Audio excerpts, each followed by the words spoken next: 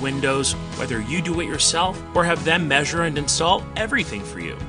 Go to Blinds.com now to take advantage of this week's special savings on interior blinds, shades, shutters, and even outdoor shades. Rules and restrictions may apply.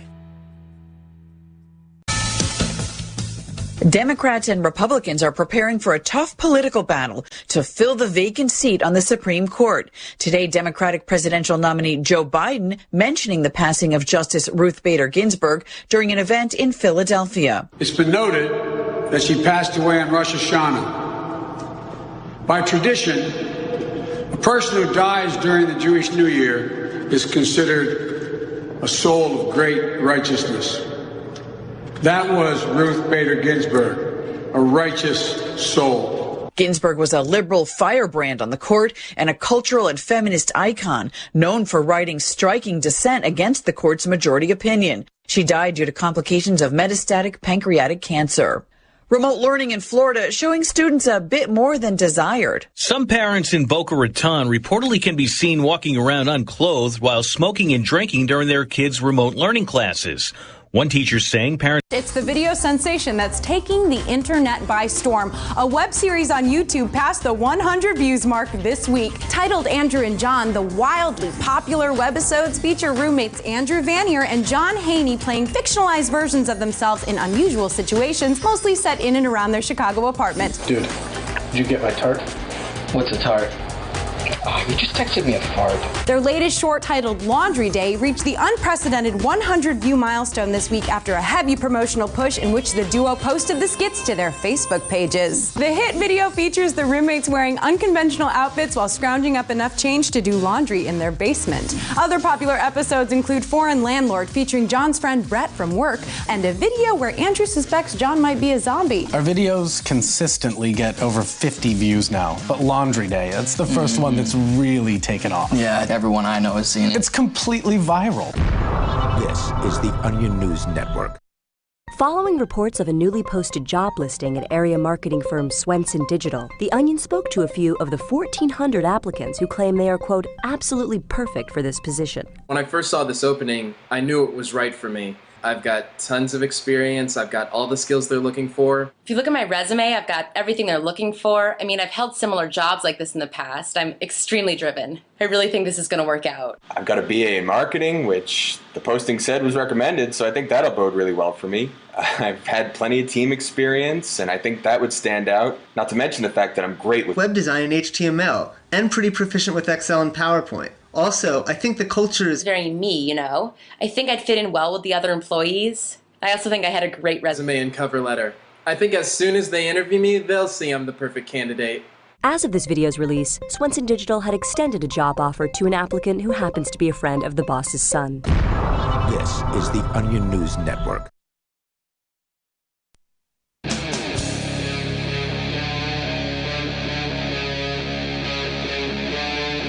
Free Talk Live. That's right, it is Free Talk Live, and you are free to call in and talk live here on the airwaves because, well, that's what we do. And that's why we call it Free Talk Live. It's Mark with you. And Richie Rich. Just the two of us tonight here on a Sunday where you can call in live.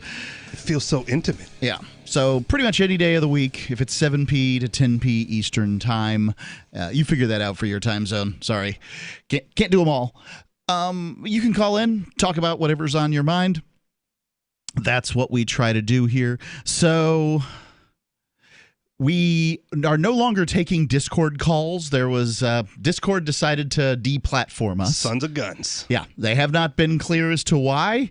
They apparently, maybe some people said naughty words in the Discord, which seems like what people say in chat rooms. But I don't know. Was it the bullying issue, the drama that happened a few weeks ago? Who knows? Okay. I don't know what drama happened. Oh, yeah, nothing important. Yeah, nothing I care about. I mean, because we call it the Free Talk Live chat room doesn't mean that we somehow control the people who chat there. In fact, quite the opposite. It's a pretty free place. You can say what you want, and good luck. And that's how you get in trouble. Yeah, that's why they have moderators. If there's bad people saying bad things, kick them out. Well, then you need someone to moderate. That's the whole idea. Well, no, what I'm saying is the Discord should do that. Oh, okay. And so one of the things that we do as far as moderation, rather than kicking somebody out, we have this area, like the rubber room for trolls, right? I think that's what it was called, or toxic user zone. That's what this one was called. So the toxic user zone.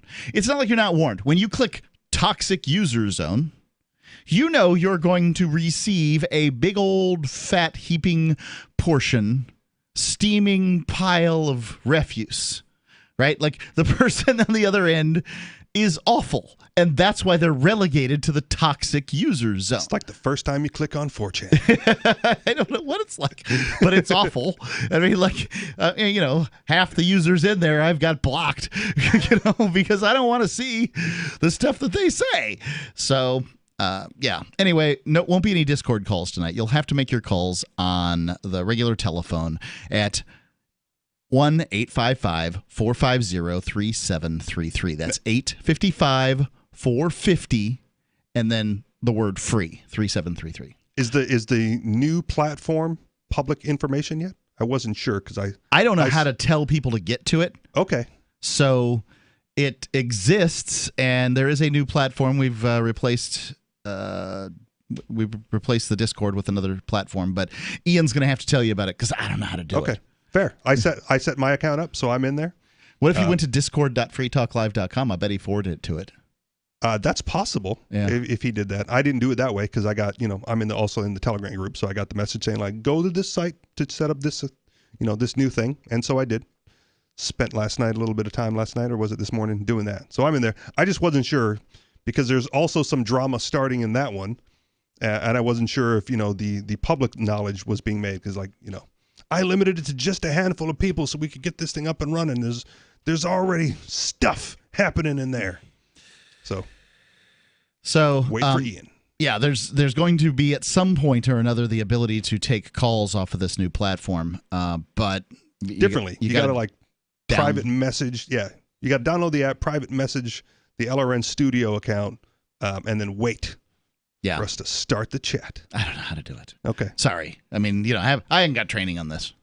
I don't get paid for this. It's as fresh as it gets, man. Like it was literally either late last night or early this morning where I got the information. So cutting edge stuff. Anyway, here's the telephone number. You can do that. 855-450-3733. So in the times here where we've had special autonomous zones set up by people who clearly had no business doing so, and a variety of different folks that think that they're going to have little revolutions. The American Institute for Economic Research, in the form of Art Carden, who is the article writer here, has decided to put out a primer on how to throw a revolution. Great. Yeah. And I like it. Okay, let me preface this as well by saying I may be one of the few people that supported the autonomous zones for what they were at the time, even if I didn't agree with the philosophy of those running it, right?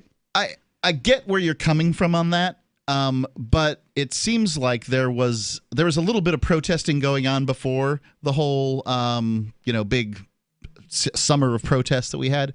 You remember when there were, gun-toting people in the Michigan State House demanding to, not be put under house arrest without habeas corpus for an indeterminate period of time? You mean the right-wing terrorist group? Oh, is that what we're calling them? See, that's the thing is that the leftists had every opportunity to support people that were protesting against the overreach of government. And then somehow I'm supposed to support them when they do it, but I was supposed to look at the other people as terrorists. Well, because one group was doing it for safety issues, right? Police accountability is clearly a safety issue, and the right-wing terrorists were just doing it because they wanted to get haircuts and didn't want to stay home for 2 weeks. Yeah, I understand. So clearly a difference. Well, I'll tell you what, if now that we're celebrating the 6-month anniversary of the 2 weeks for to flatten the curve, 2 weeks, everything was honky-dory for 2 weeks. I mean, if they would have done 2 weeks and said 2 weeks and everything would have been 2 weeks, then sure, no problem. But the thing is that 2 weeks turned into 2 months. real quick. And nobody apologized. Nobody said, we effed it up. We should have done this. We should have done that. And now they want to do another lockdown. And I've got an article here where they're talking about, might need another lockdown. And this has happened in the past. Well, because it's getting cold. We're getting into winter. Places have had virus breeding season. Yeah, lockdowns. And what's going to happen? Are they going to try this again? Because I don't think America's going to go for it. Oh, man. I hope they don't. I'm not convinced. Because for me, the people who are now opposing the lockdowns that weren't initially, right, they're not opposing it on principled grounds. Right? They're opposing it on, we're just worn out and we need to do am worn out. I mean, like, end of story. I am sick and tired of this stuff. Shut up about your stupid mask stuff. You're going to tell me I go into a restaurant. I mean, this is some real dolt moron crap. Like, I'm going to go into a restaurant. I got to put my mask on when I go in the door so that the hostess doesn't get the COVIDs. But when I go to my table, I take it off so I can sip my water. And then I don't have to put it on for 45 minutes while I enjoy my meal, or an hour or an hour and a half, however long I'm there. And then, but if I have to go pee-pee, then I have to put my mask on to walk to the bathroom. And then I've got to, when I get back, I can take it off. And then when it's time to leave, this is so dumb. Like, sitting people don't spread the virus, as if. Standing people do. That's why you got to wear the mask. This is not about safety. This is about compliance. Compliance with dumb rules, and I am sick of it. Now, I get it. You're in an office building and somehow you have to work around people for 8 hours a day. And with the air conditioner circulating, all that. Whatever the hell is going on there. But that's not my life, and it's not what I have to do. And the only thing I have to do is go into the grocery store and go into the restaurants. And I don't have to go into a restaurant, obviously. Then it's just a small sacrifice for you, Mark. Just put on the mask. Fall in line. Yeah, well, that's what I'm doing because I can't get a pizza without walking in, right? But it's dumb, and everybody knows it's dumb. Right. I'll agree with that. One of the things, private conversations with some anti-mask friends around here, I feel like they're running out of places to go, right? Like, the walls are closing in on the anti-mask folks because businesses are complying.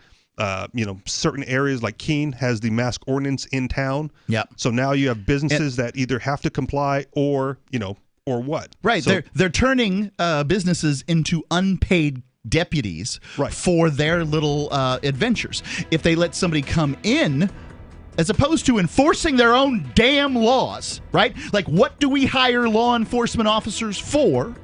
Instead of enforcing their own rules, they're like, you're going to have to enforce them for us or you're going to lose your business license. And this is one of the reasons license shouldn't exist. Time to overthrow the state. A license is simply them taking away your rights and then selling them back to you. 855-450-3733. Free Talk Live. News from news.bitcoin.com. Despite years of warnings about cryptocurrency, criminals prefer U.S. dollars for money laundering, study shows. Jim Rogers predicts end of U.S. dollar dominance. Macro strategist Raul Paul says Bitcoin beats gold in every way. New crypto, sushi, plummets around rumors of exit scam. Bitcoin.com is your source for getting started with cryptocurrencies, getting a wallet, buying Bitcoin Cash, mining, and all the latest cryptocurrency news at news.bitcoin.com. Divvy's been a pretty good investment for Free Talk Live. Their ad campaign started in September 2019, and from mid-March to mid-July, the value soared by 10 times. It's not too late. Divvy's new wallet hasn't even released yet, and other things are happening that I can't even say on the radio. If you want to invest and potentially do well, go to divvyproject.org. I can tell you that FTL is deepening its partnership with the guys from divvyproject.org. Past performance is not an indication of future profit. divvyproject.org. D-I-V-I project.org. Do you want more businesses accepting Bitcoin Cash and Dash? Now with AnyPay, you earn passive income for every purchase at those businesses. Finally, a financial incentive to spread Bitcoin Cash and Dash. You made it happen, so you receive the rewards. Download the AnyPay Cash Register app and add your cryptocurrency wallet addresses. Then install it at a real-life business and tell us what you did at AnyPayInc.com. AnyPayInc.com. Free Talk Live is aired on nearly 200 radio stations throughout the week, and we've been doing this for almost 18 years. You can call in any evening from 7 p.m. to 10 p.m. Eastern to talk about whatever's on your mind. Sure, you can waste your time on Facebook and reach dozens of surly posters, or you can call in with your issue and reach 3 surly hosts. Oh, and nearly 500,000 weekly listeners. The number is 1-855-450-3733. That's 855-450-FREE, as in freedom.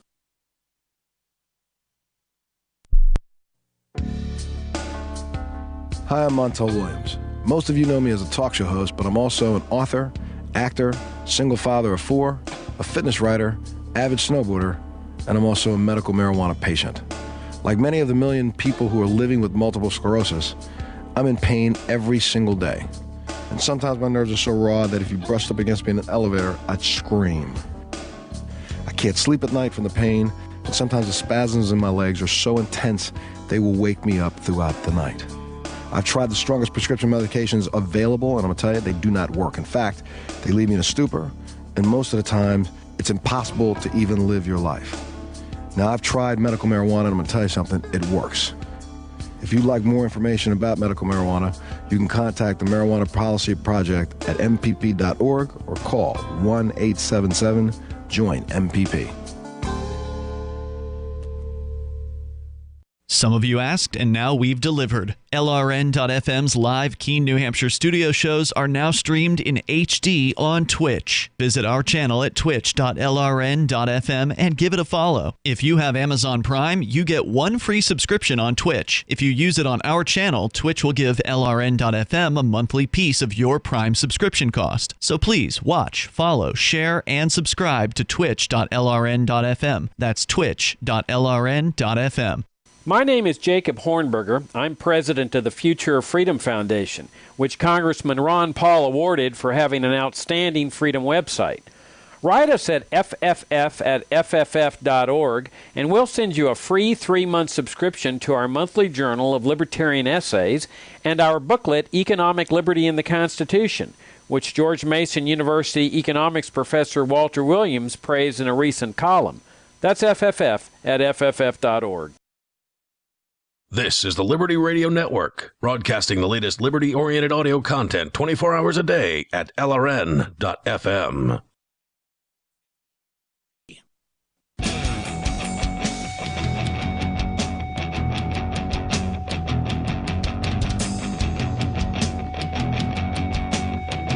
Free Talk Live. Call in, talk about whatever's on your mind. We're getting ready to read the American Institute for Economic Research's primer on for revolutionaries here. 10 questions for aspiring revolutionaries. Indeed. I think it's going to be very interesting. But first, I want to tell you about Divi. So Divi is a cryptocurrency. But, you know, I was just dealing with cryptocurrency today. Somebody who was a neophyte, and they needed some help.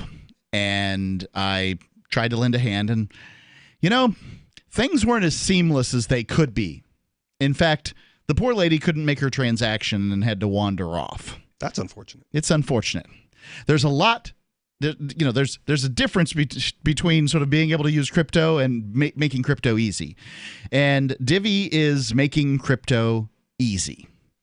And that's one of the reasons why I believe Divi is going to be one of the cryptocurrencies that is sort of big and meaningful and whatever in the relatively near future, because a lot of these programmers are interested in programming and they don't understand what easy is. That's the difference between marketing and engineering, man. Right.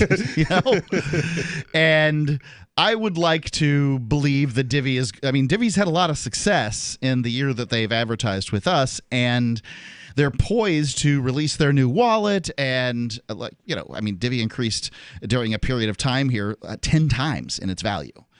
If it is easy, if they release the wallet that they were waiting on and all that stuff, then I suspect you will see another precipitous rise, as they say, in the value of Divi, which I would like to believe is, I'm holding, I guess is what I'm trying to say. I'm not telling you what to do with your money, but I'm holding Divi. And you may want to get some, as so many people have.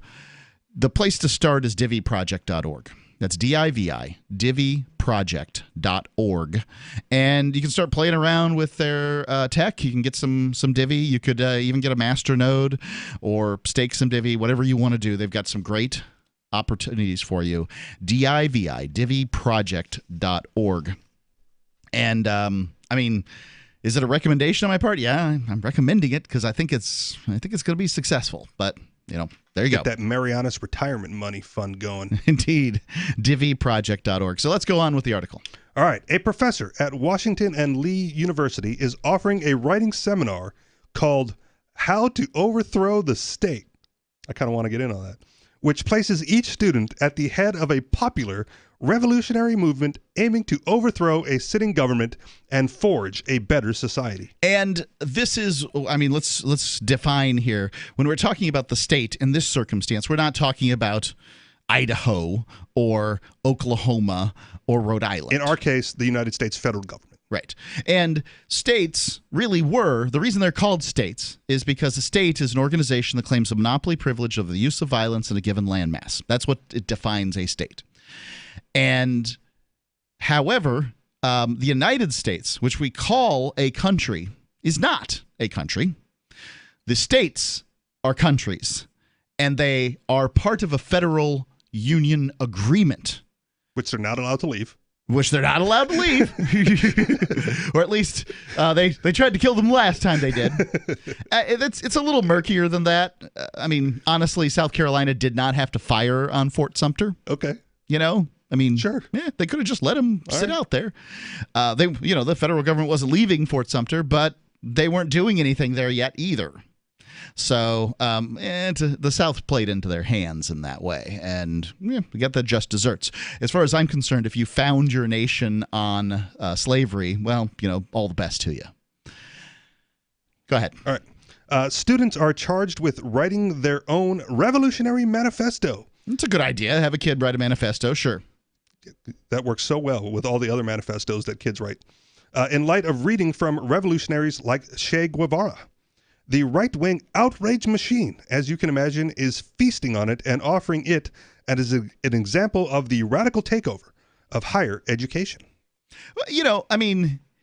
So in 8th grade, we had a mock constitutional convention. Okay. Right? And I believe this was, Constitutional Convention was the putting together the Constitution of the United States. So there was a second Constitutional Convention, I guess. Obviously, it was the first one that put together the Articles of Confederation. Is that right?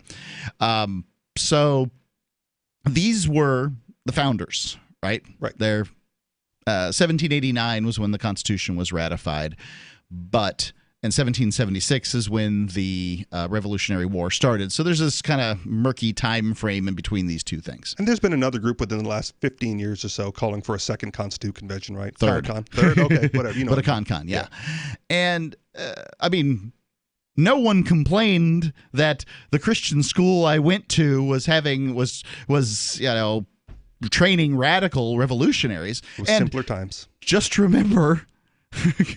the founding fathers, George Washington was a man at least so committed to the notion of independence from England that he was willing to shoot people, their government workers, center of mass. Can't talk about that here. I'm just saying. So, I don't know why, okay. This is the author speaking. I'm intrigued by the class because I tend toward free market anarchism myself and think that states are neither necessary nor sufficient for prosperity. Yeah, I love how academics can get away with using the term anarchism. Seems like a poor choice. Go ahead. Whatever. There's a burgeoning academic literature on this with books like Peter Leeson's Anarchy Unbound, exploring the theory and history of statelessness, and AIER's own Edward Stringham's Private Governance, looking at how... See, now, step down here for a second. You're one of these people who likes the term anarchy, right? I accept the term, yes. Yeah. Private governance sounds a heck of a lot less threatening than Anarchy Unbound, doesn't it? Sure. But I've also, Stefan Molyneux wrote a couple of books with anarchy in the title. Yeah. You like that term, yes. Right. At the time he did. I don't know how he feels about it now. But I don't know. I've read both the books. Paid much attention. The label fits in the traditional aspect of it. So I don't shy away from the etymology of it. Yeah. But at the same time, it's not even that great of an etymology. So an anarchist would be a person without a government, right? But an autarchist would be a person who self-governs. Sure. So if you look at the two terms, self-governing versus no governing, a person who has no government must just lay on the floor and do nothing. Because there's nothing to govern their body. A self-governor would then govern themselves, right? They can move their own arms. They're governing, right? So it's worth pointing out that maybe this term isn't that great even and there. We've had this conversation before with autarky and autarchist. Yes, and how it then gets confused with the autocrat. Right. Yeah. So it would lead to similar confusion. But whatever. It's fun arguing with anarchists of other hyphens as well. And you can have that game. I mean, there's libertarians calling themselves anarchists and socialists calling themselves anarchists arguing on the internet. Whoopee! There's a fun time had by all. Morning Constitutions, it's good reading. Looking at how institutions and organizations that protect people and property have emerged without coercion. That's the private governance book. Yeah, well, so we will see there. The number, 855-450-3733. It's 855-450-FREE. Got your calls coming in, and you can talk about whatever you want. Or you can talk about the idea of this primer for Revolutionaries. Free Talk Live, 855-450-3733. Join liberty-minded voluntarists, anarchists, and libertarians from June 28th through July 4th for ForkFest 2021 at Rogers Campground in the beautiful White Mountains of New Hampshire. ForkFest happens the week after the Porcupine Freedom Festival, and ForkFest is decentralized, which means no one is in charge. That also means there's no ticket cost. Just reserve your camping, RV site, or motel room with Rogers Campground for June 28th through July 4th. Where better to celebrate Independence Day than around other freedom-loving activists in the Shire? You can relax and enjoy the camaraderie of like-minded people, or you can create whatever experience or event you'd like others to have. If you're planning an event for ForkFest, be sure to let others know in advance. You can connect with fellow ForkFesters via the unofficial Telegram chat or the ForkFest forum. Links to those are on the unofficial website, forkfest.party. Mark your calendar for June 28th through July 4th, 2021. We'll see you at forkfest.party. Why did you move to the Shire? I moved here to the Shire because there's other people around who take liberty just as seriously as I do. I moved to the Shire because I saw videos of people challenging authority and thought that I could get support myself. It called to me, like, do this right now. I wanted to be around people like me who got it. And once I got here, I knew there was nowhere else that I wanted to be. I've always wanted to change the world. So I moved to the Shire to join people who were actually working towards doing the same thing. The people here are awesome, loving, and positive. It was for the adventure and for the feeling of something important is happening here. And I just wanted to come to sort of be part of that. Visit ShireSociety.com to read and sign the Shire Society Declaration and learn the reasons why, if you love liberty, you should immigrate to the Shire. Plus, connect with others via the forum at ShireSociety.com. That's ShireSociety.com. Bitcoin.com has launched a trading platform at local.bitcoin.com, allowing you to buy or sell Bitcoin Cash via dozens of payment methods like PayPal, Venmo, bank deposit, remittances, or meeting in person with cash. There are no ID requirements to sign up for and use the site, and all communications between buyers and sellers are encrypted. Finally, a global trading platform that respects your privacy. Visit local.bitcoin.com to get started trading Bitcoin Cash. Local.bitcoin.com. So you've heard all 3 hours of the latest episode of Free Talk Live, and you're still hungry for liberty-oriented audio content? Did you know that we have another 24/7 audio stream at LRN.FM? The Liberty Radio Network airs the latest episodes of some of the best liberty-oriented podcasts on the internet around the clock. In addition to recorded content, you'll also hear live shows like Free Talk Live, originating from our Keene, New Hampshire studio. So listen anytime at LRN.FM. That's LRN.FM. LRN.FM's free-to-air satellite feeds blanket most of 2 continents. It was my goal to put our channel there so people without internet could receive our programs and feed pirate radio stations. As our contract with our satellite provider is coming up for another 3-year renewal, I have to consider calling it quits. It's rare that we get feedback or support from our satellite users. We started a fundraiser a few years ago, and though there are a bunch of great contributors to it, as of this recording, it covers 15% of our monthly satellite costs. Please email lrn@lrn.fm and tell me how you use the satellite feed. Better yet, chip in at fund.lrn.fm. The costs aren't the issue. We can afford them, but why continue something not valued by the market? Want to help? You can join our satellite fundraiser for just $2 a month at fund.lrn.fm. If we raise enough to keep both channels on the air, awesome. If we raise more, I'll add more channels. If not, we can shut them down and go internet only. It's up to you. Thank you for your support. Fund.lrn.fm. You can sign up to receive the latest about the Liberty Radio Network via our email updates at updates.lrn.fm. That's updates.lrn.fm.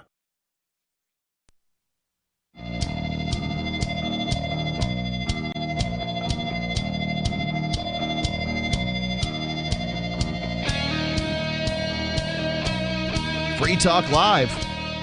The number, 855-450-3733. It's 855-450-FREE. You can call in, talk about what you want. It's Mark with you. And Richie Rich.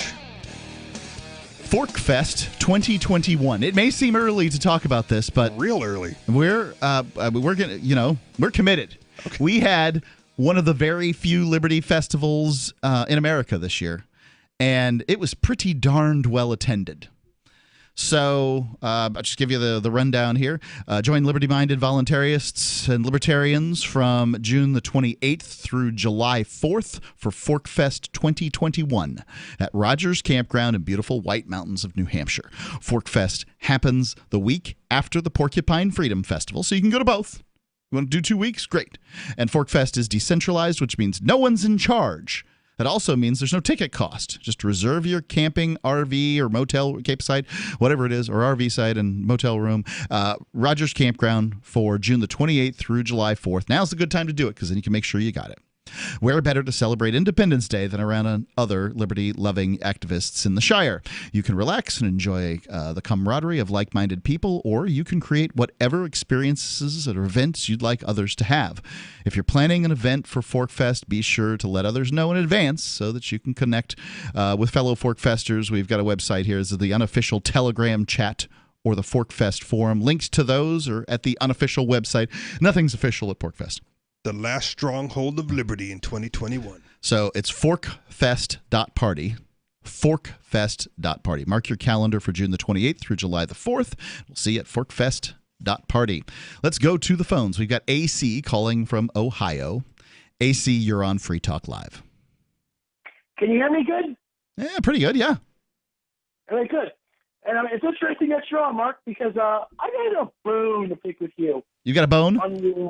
Oh, I got a bone. Okay, I great. got a bone here. Go right ahead. Okay, so I was listening to your defenses of why you think the TikTok ban should be banned. I'm like, Mark, you basically went full retard. Okay. With the things that I've told you never supposed to go full retard. Yeah, you aren't supposed to. And you can be a little autistic. Okay. No, I'm autistic, so that's cool. And some of the reasons you were giving for why you support this ban are the same kind of arguments I've seen statists use to try and debunk our libertarian views over and over again on many different issues. And I feel like you basically just rehash a lot of things they've said at times, and just repackage it to try and use it for defending this tyranny of this app. I mean, first off, you tried to say that, well, you don't think the Chinese communists deserve freedom of speech because of the horrible things they do. I'm talking about their government officials. I mean, somebody could just be a communist, right? Like, I think that communists, I'm talking about the Chinese your average college student, probably a communist, right? They deserve freedom of speech. And they're on TikTok. And maybe. But you're sitting there saying, like, you were sitting there saying that, you're defending the rights of communists and saying that they don't have a right to have the Chinese government, No, the Chinese government doesn't have a right. It doesn't. Yeah. The U.S. government doesn't have a right either. Well, they actually do have a right. The individuals in that government have a right to freedom of speech, and the individuals that program not when they steal. I mean, like those individuals, like their whole operating purpose is we're taking money from people that they didn't willingly give us, and then we're going to do stuff with it. And with that stuff is speech. You don't forfeit your rights to speech because you've done something immoral. Okay, you forfeit your rights when you do immoral things while you're in the commission of them, right? Like you don't get to talk while you're beating up my family. So no, you don't have a right to freedom of speech while you're punching my family members in the face. So yes, you do forfeit rights. I do agree on that, but the thing of it is though is that the people that are using, like, you do realize what a government crackdown on this is going to lead to, right? What's going to happen? It's going to lead to it's going to lead to them going after people. Do you want them also going after people who continue to use the app? Because just because you take it off the store doesn't mean people aren't going to. I'm not saying this is well executed. No, don't. Okay, because I think this is mostly a political stunt to show that Trump is he's mean. He's meaner to China than Biden is. That kind of thing. Well, I agree on that, but you realize that if you give the government an inch, they're going to take a mile with you, right? Like, you do realize that should go without saying. Yeah, that certainly goes without saying. But you realize that when the government's fighting governments, they're busy messing with each other. They're not messing with you. No, they're still messing with you. They haven't stopped. Okay. Still money taxes. What's that? Yeah. Well, with the case of TikTok, they are messing with the end consumer, right? Because if they bans it, you won't be able to download it. So if you were using it, or if you were planning to use it or you desire to use it, you've now lost that ability as the end consumer based on government action. Yeah, the TikTok thing, I can't say what's going on with TikTok, but I can say that it is it's made by the same company that makes WeChat. Right. And WeChat is basically a social engineering platform. It's also owned by Facebook. Who is? WeChat? I don't understand. No, I think it's basically no, I don't think that's so. Okay. Yeah. You sure you're not talking about Instagram when they bought that? They also bought WeChat. I'm pretty sure it's WeChat, unless there's another one that I can't think of. What's that? Facebook is like Disney. They're buying up everything. Right. But I think it's WeChat. I could be mistaken. If I'm mistaken, please correct me. But some years ago, my buddy, texted me. He's like, Rich, I'm getting off of Facebook Messenger. Delete all the chats we have, switching over to WeChat. I went, dude, Facebook bought them like 3 years ago, like 2013 or 2014. I think now you're talking about that's not the same one. Okay. I'll have to look it up. Sure. Yeah, I didn't say anything about that. I'm just looking at it right now. But it's still that company Tennis that still seems to own them. Okay. WhatsApp. Oh, okay. Yep, you're right. My mistake. I had to look it up on my phone. I didn't remember the name of it. I mean, if you're looking for messaging platforms, you got to dig pretty deep to find, the ones that are safe and all that stuff. Best I can give you is off the top of my head, Signal is pretty safe, but it isn't the greatest integration. It's a little clunky in some ways. Yep, and I prefer Telegram over Signal. Yeah, but Telegram, Russian programmer, so is Signal, and Telegram isn't as supposedly it's been rated and isn't as safe unless you're using the phone-to-phone encrypted. I'm not saying it's not bad. I use it all the time. I just think the feature set's better than Signal. It's better. Yeah. So, AC, have you sufficiently lambasted me, or do you need some explanation from me further? No, I got explanation for you further. I mean, like one of the things you did with Ian, for example, was you basically said that he doesn't care about the innocent people that the Chinese government is hurting because he supports the right to have this app. Is that you actually said that, right? I think that's what I'm trying to do is say that, look, United States government, not a great organization. Chinese government, worse organization. And Agreed. So if you're asking me to take sides in this little battle here, and I admit, I'm not talking about the good guys versus the bad guys. I'm talking about the bad guys, white, and blue versus the worst guys. So if you're asking me to take a side, yep, I'm taking a side. I'll take the side of the United States government. I have a question. Another thing is, if I decide to use this WeChat app, are you okay with me going to prison? I don't think that's even on the table. They're just basically telling Google and Apple, the government's telling the government, the government of the land is telling the government of the internet that it's not supposed to do something. We're not talking about people being affected in that way. Well, you do. No, I guess I'm not. The answer to your question, thank you for asking, no. But if it comes down to that. No, I mean, it's not going to come down to that because they're not going to make it available. You can go find these apps. If you want to find TikTok's app, you can do it. Right. It's just disallowed in the app stores. So for Android users who can sideload it, can't you just go to TikTok's website and download their app? I don't know. I don't either. Free Talk Live, 855-450. Thank you, AC. Appreciate the call. 855-450-3733. It's 855-450-FREE here on Free Talk Live.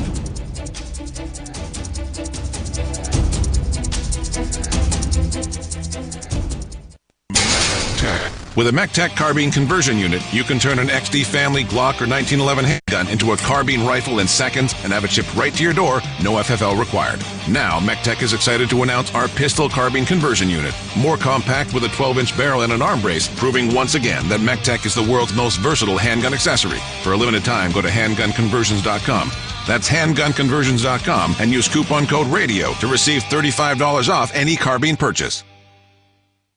When you have a pain in the neck, a real pain in the neck, back, shoulder, or legs, you now have two convenient choices to get fast relief without taking another pill. Because now, Sunny Bay heating wraps and pillows are available at both Amazon and Walmart. Yes, see Sunny Bay's 4.5 to 5-star customer reviews on Amazon.com or Walmart.com. Our made in the USA microwavable heat wraps, heatable neck pillows, and extra large body wraps are designed better for perfect support where and when you need it. Even while driving, Sunny Bay wraps will not burn and stay balanced to provide soothing hot or cold therapy to help treat temporary or chronic pain. And the best part? Sunny Bay quality products start at under $20. Join thousands of happy customers and see why Sunny Bay products have a lifetime 100% positive rating on both Amazon and Etsy. It's easy. Click Amazon or Walmart and search today for Sunny Bay.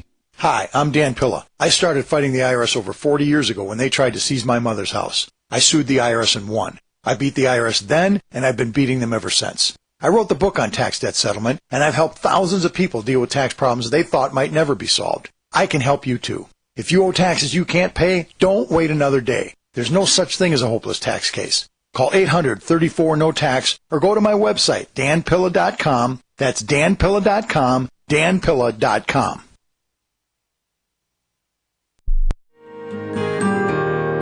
So the protection of life, liberty, and property is what the Free State Project is all about. But it's an effort to move 20,000 people who understand. It's about demonstrating to the entire country that, yeah, we can have a free market, a truly free market. Making it just a freer, great place to live. It's the world's largest voluntarist libertarian community, and it's only getting bigger. That's amazing, to be able to move to a place where other people passionately believe in being free and independent. What the Free State Project is managing to do, though, is to put their money where their mouth is. It's physically getting up across the country and saying, let's go someplace and let's demonstrate the power of these ideas. There's a lot of kind of philosophy that surrounds liberty. There's a lot of thinking about it and talking about it. But here in New Hampshire, people are doing it.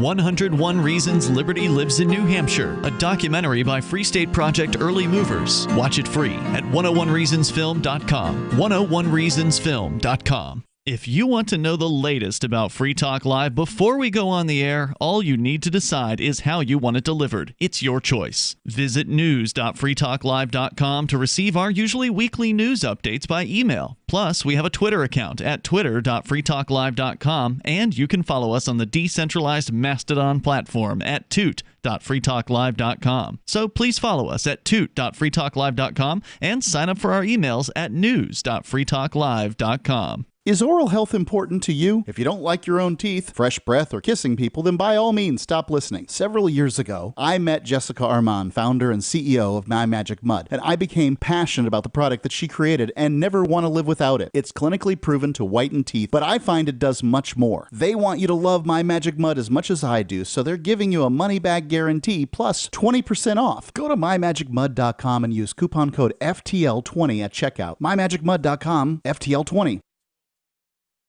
What's up next? Visit the Liberty Radio Network program guide to find out at shows.lrn.fm. That's shows.lrn.fm.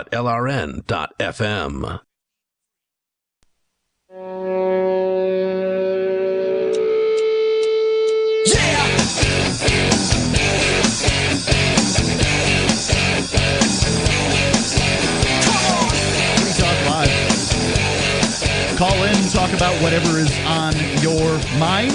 It's Mark with you. And Richie Rich. Go to freetalklive.com, sign up for our newsletter. We have a newsletter that'll keep you up to date on all the stuff about Free Talk Live because people want to know these things, and we got them there for you, especially, when we put out our promos, so you can hear little audio clips and that sort of thing. Also, new stations we add and all that good stuff. It is freetalklive.com. Let's go to Joe calling in from Wisconsin. Joe, you're on Free Talk Live. Hey, how are you guys? All's well. What's on your mind, sir? I just heard you guys earlier talking about the whole mask thing. Yes. And I think I heard you say that you've been wearing the masks. I don't know what, Richie, I can't speak for you, but I will wear a mask if somebody asks me to wear a mask. I usually keep it in my pocket. I got those little paper things. They don't take much. I have my full compliance mask, which you can hear all about by listening back to the archives for the Friday show, not this past Friday the 18th, but Friday the 11th. And that is a bulletproof, creepy Jason mask, except it's black. Yes. Yeah. So you guys are telling me as libertarians, you guys have been complying with the whole mask thing. I've been complying with the request of private property owners on their private property. Yeah, I've been watching Ian attempt to go through life without putting a mask on because they're dehumanizing or whatever it is his claim is. He's not wrong. They are dehumanizing, right? Yes. Like covering up half of your human face is dehumanizing. However, what I'm seeing is that fewer and fewer restaurants are allowing him to come in. That he can't bank, he can't fly, he can't do a bunch of things. The walls are closing in. I would prefer not to become a non-entity.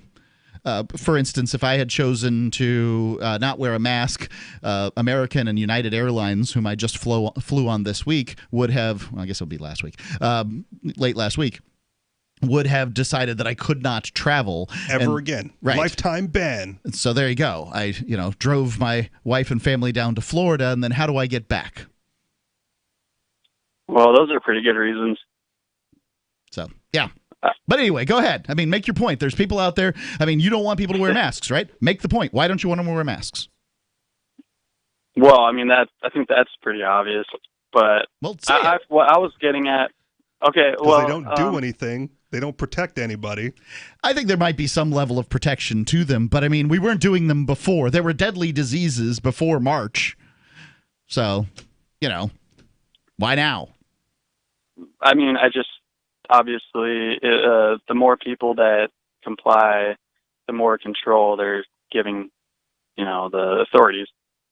Some places don't seem to care about you wearing a mask at all, and then other places, they don't even want you out of the house. So, I mean, America's really fractured right now. I think the interesting point that you made was if everyone does it, right? And right now, the anti-maskers are so far outnumbered by the compliant majority. Yeah. That it's an uphill battle and almost unwinnable at this point to try to change the hearts and minds of people fearing for their lives of this deadly disease and convince them that it's okay to go about your business as you did prior to March. Here's the thing. I haven't needed one at all anywhere I've been.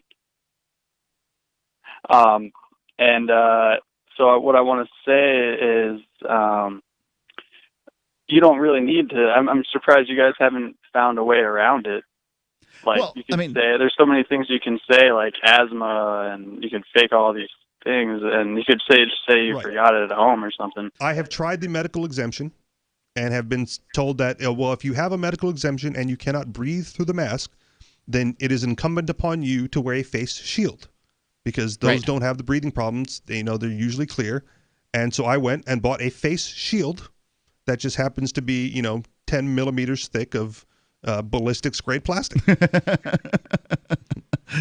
And now they don't want you to wear that because it's creepy looking. At the Apple Store because of optics. Yeah. Yes, at least the Apple Store. I haven't really tried it. I just want to say it's people like you that are ruining it for us anti-maskers, because if you guys would hop on the wagon and quit wearing them, maybe they wouldn't keep trying to make us wear them all the time. Hell, I can appreciate your point, but I think that, mainly what you have me doing is arguing with 20-something ladies behind cash registers who have really no power at all and are just sick and tired of dealing with my annoying butt.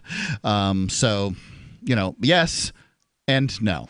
I think there's also strength in numbers. So if you wanted to make it an anti-mask protest where 20 or 30 or 50 or 100 of you, all go on and about town, going into shops. Government buildings. Sure, government buildings. Why not? Because those are the jerks that are making the mandates.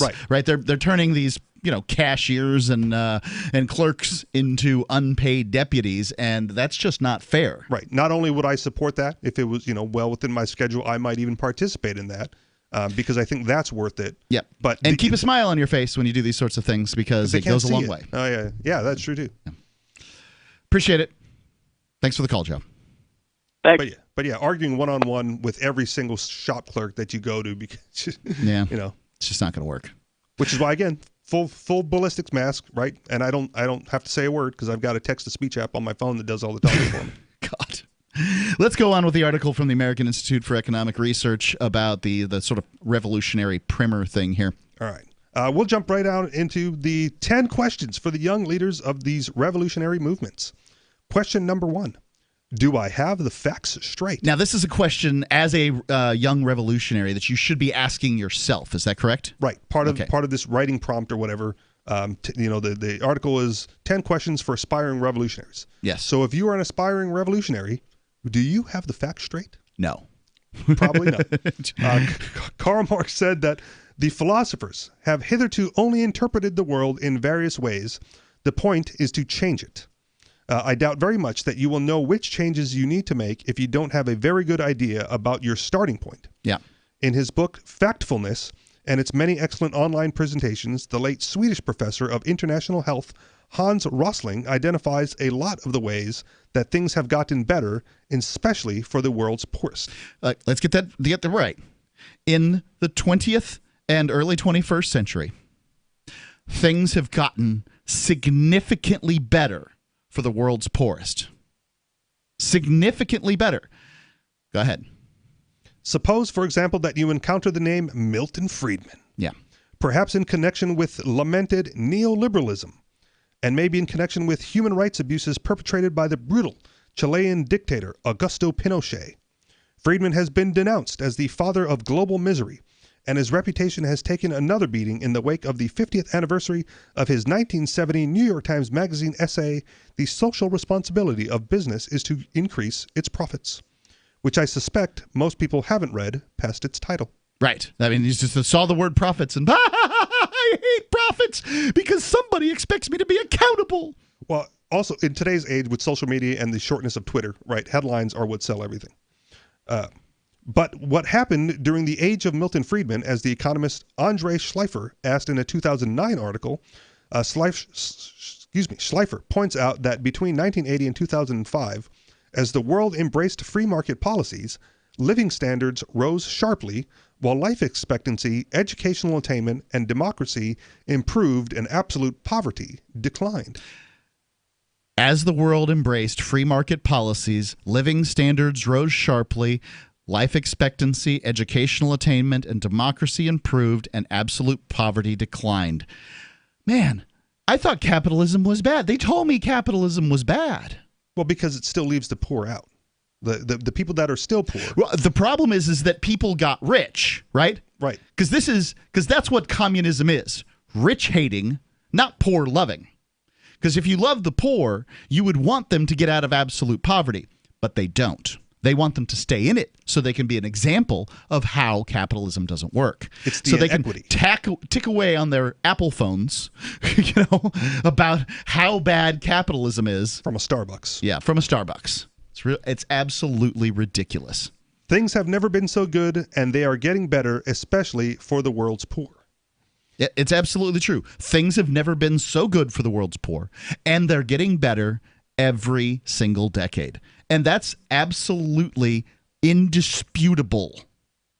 And let's point this out. I get it. Communism, socialism, these things haven't really been tried, right?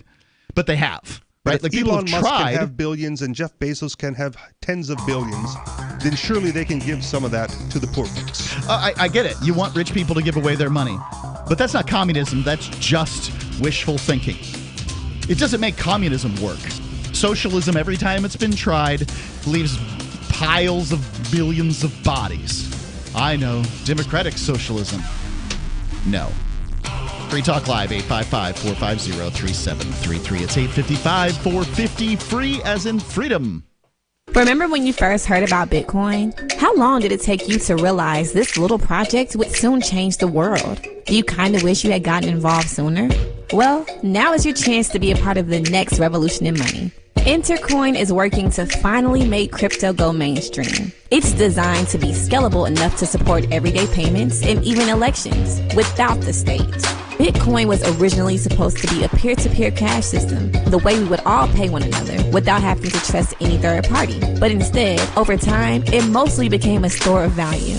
That's because every 10 minutes, the Bitcoin network must put all transactions into a block, and that block can only hold so much. If crypto is to become mainstream, for people to use it for everyday payments, we need a new architecture, one that is as secure as Bitcoin while being far more scalable. Check out intercoin.org to find out more and maybe pick up some of those coins for yourself.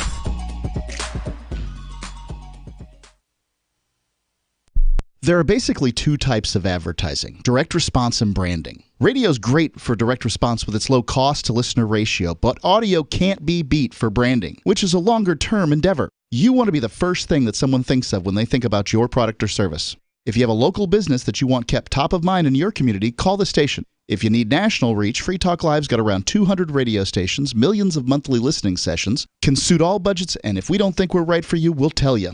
Email me, mark@freetalklive.com. The LRN.FM social media channels have been revamped. We've eliminated Facebook and focused on other platforms like Twitter and Mastodon, the decentralized alternative to Twitter. On our accounts, you'll find posts from multiple LRN.FM show hosts together in one place. Follow us on Twitter at twitter.lrn.fm, or better yet, move to the decentralized Mastodon social media platform at toot.lrn.fm, toot.lrn.fm. I think you'll like it. You're listening to the live edition of Free Talk Live. Hour number 2 is next after the news here on the Liberty Radio Network at LRN.FM. Across America, remembering Supreme Court Justice Ruth Bader Ginsburg. I'm Ann Carrick, Fox News. New York State Attorney General Letitia James on the legacy. Fellow lady born and bred in Brooklyn, and Justice Ginsburg's remarkable legacy, her resolute dignity, her profound sense of justice, and her unwavering commitment to do what's right will forever serve as an inspiration for the very girls and women she spent her life fighting for. We will be eternally grateful for all that she did to balance the scales of justice day by day and case by case. President Trump expected to announce the nomination of a female replacement for Ginsburg as soon as this week, some calling Senate Republicans hypocrites as they plan to vote on a nominee after refusing to do the same in 2016 during the Obama administration, saying the Supreme Court seat should not be filled during an election year. 2 weeks after it erupted in the San Gabriel Mountains, the Bobcat fire continues to elude firefighters. The rain in the Pacific Northwest and cooler temperatures here in California are helping firefighters gain some ground on these fires, but dozens of them are still burning in steep and rugged terrain here in the West. The Bobcat fire northeast of Los Angeles, where I'm at right now, has doubled in size since last week. New evacuation orders were issued for some desert communities as strong winds pushed this fire further north. It destroyed some homes and the Nature Center. Fox's Christina Coleman. More than 200,000 deaths in the U.S. now attributed to the coronavirus. We've seen incredible progress thanks to the vigilance of the American people. They responded to that call to practice the 3 W's of wash your hands, watch your distance, wear your face coverings. We've seen a almost 50% decline in cases, 50% decline in hospitalizations, and even greater decline in fatalities since the high point. U.S. Secretary of Health and Human Services Alex Azar on NBC's Meet the Press. America's listening to Fox News. Who knew that the same company that made the twist ties around your loaf of bread also made the face shield delivered to your front door? Packaging solutions provider Bedford Industries stepped up in a big way during the pandemic with help from NetSuite, the world's #1 cloud business system. Here's Bedford's president, Jay Milbrandt. At Bedford, we saw an opportunity to retool our products to create face shields. Thanks to the visibility and control NetSuite provides, we had the agility to change our business overnight. In no time, NetSuite helped us launch our first e-commerce site and handled crucial details from licensing to order tracking. Now we're taking orders from around the world 24/7. We couldn't have done it without NetSuite. NetSuite by Oracle gives you visibility and control over your financials, HR, inventory, e-commerce, and more. Everything you need all in one place. Let NetSuite show you how they'll benefit your business with a free product tour at netsuite.com/Fox. Schedule your free product tour right now at netsuite.com/Fox. That's netsuite.com/Fox.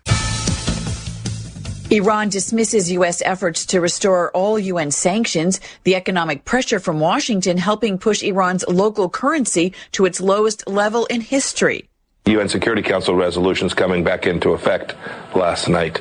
Arms sales, tanks, air defense systems, all of those in a couple of weeks would have been permitted to have been sold. And the Europeans have not joined us in this. They know we're right. They tell us privately we don't want the arms sales to come back. Indeed, they put in a letter that they're very concerned about these arms sales, but they haven't lifted a finger. Secretary of State Mike Pompeo on Fox's Sunday Morning Futures with Maria Bartiromo. Disgraced movie mogul Harvey Weinstein has a new critic, the Queen of England. 16 years ago, Harvey Weinstein received an honorary CBE, a top British award, short for Commander of the Civil Division of the Most Excellent Order of the British Empire. But with the movie producer now jailed in New York for rape and sexual assault, Queen Elizabeth has taken. If you're looking for work, the person you are applying to is probably so swamped with applicants that he or she is tough to reach. So call early in the day, before 8 a.m., before the palace guards arrive. You'll need your prospect's direct number, and here's a sneaky way to get it. Suppose the company's main number is 555-5000. You should call 555-5012. When someone says, "Good morning, Pam Johnson," you should innocently say, "Oops, somebody here must have written this down wrong. I was calling for Tom Frederick. What's his direct number?" If the very next thing you hear isn't Pam giving you Tom's number, it may be, "Good morning, Tom Frederick." For more tips for job seekers and getting better results in all your day-to-day communication, hit survivalspeech.com. I'm Holland Cook. It's the Onion Radio News. Raccoon leaders call for the loosening of garbage can lids. This is Doyle Redland reporting. In a 4 a.m. speech at the group's annual Washington, D.C. convention this morning, North American Raccoon Federation President Bristletail called upon homeowners to loosen the lids of their garbage cans, providing the ring-tailed mammals with greater access to discarded food scraps during nocturnal scavenging.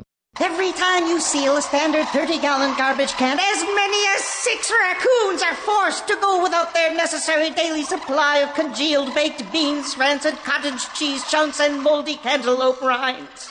The 26-pound varmint closed his speech with a stern warning that without raccoons, possums could take over the world. Doyle Redland for the Onion Radio News, online at theonion.com. This is the Onion News Network.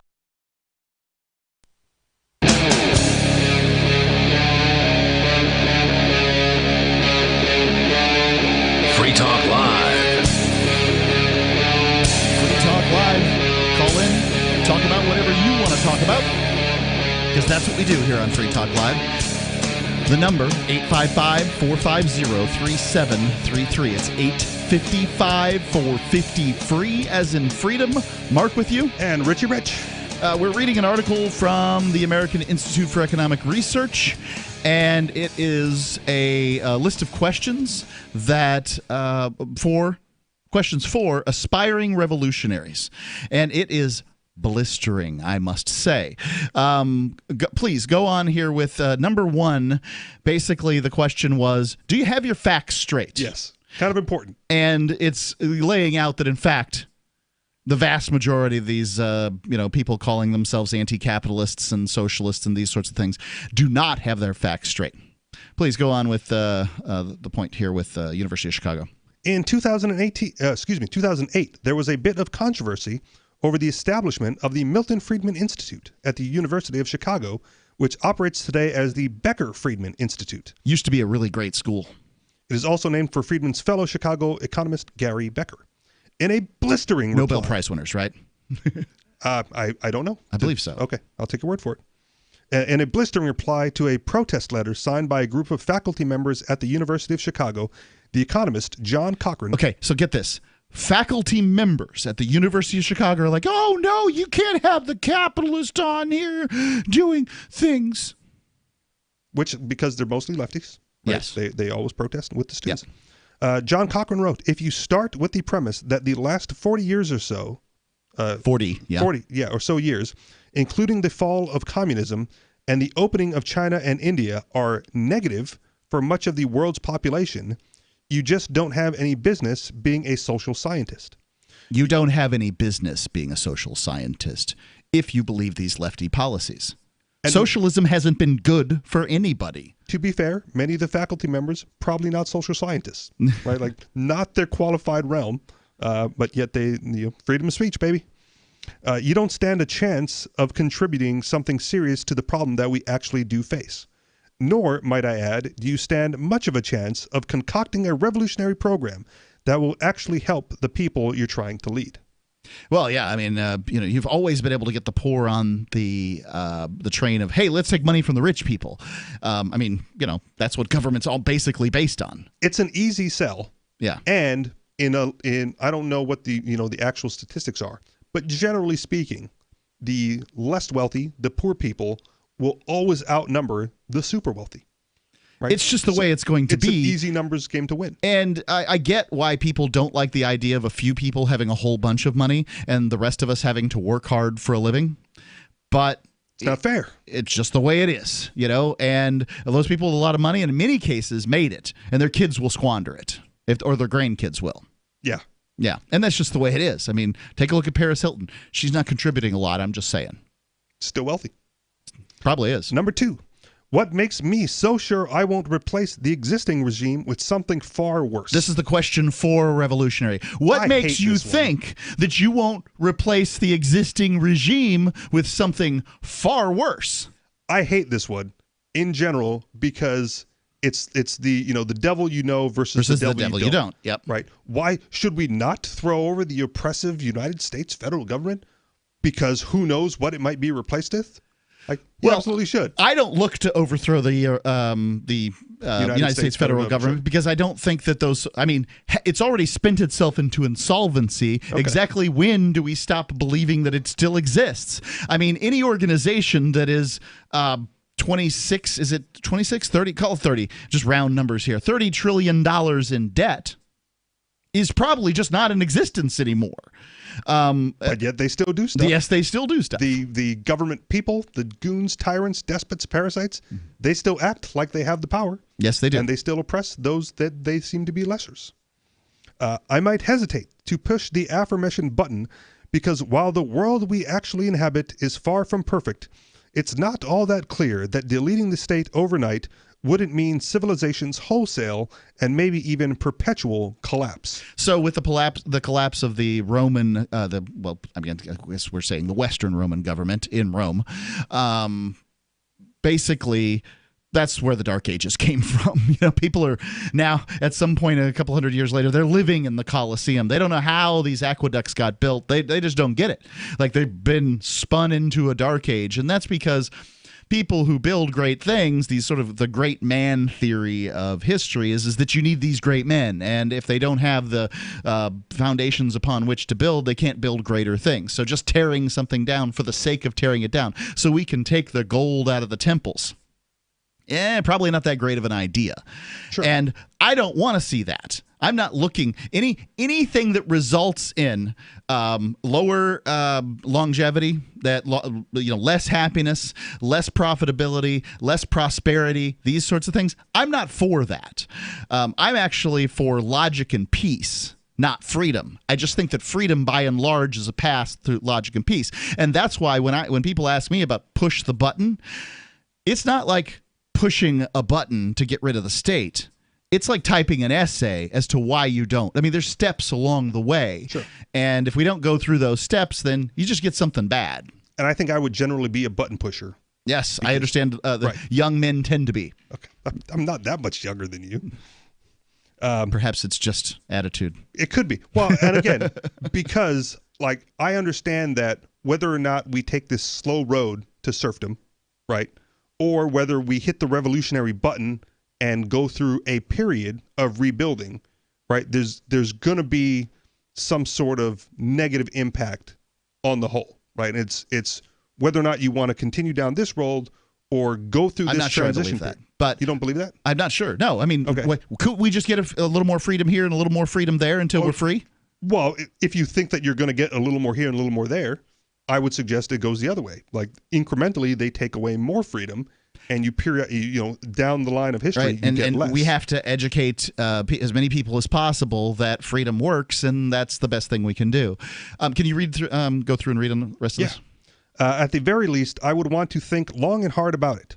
The explicit mention of Franz Fanon and Che Guevara in the course description suggests that students will be approaching revolutionary ideas from the left. Yeah.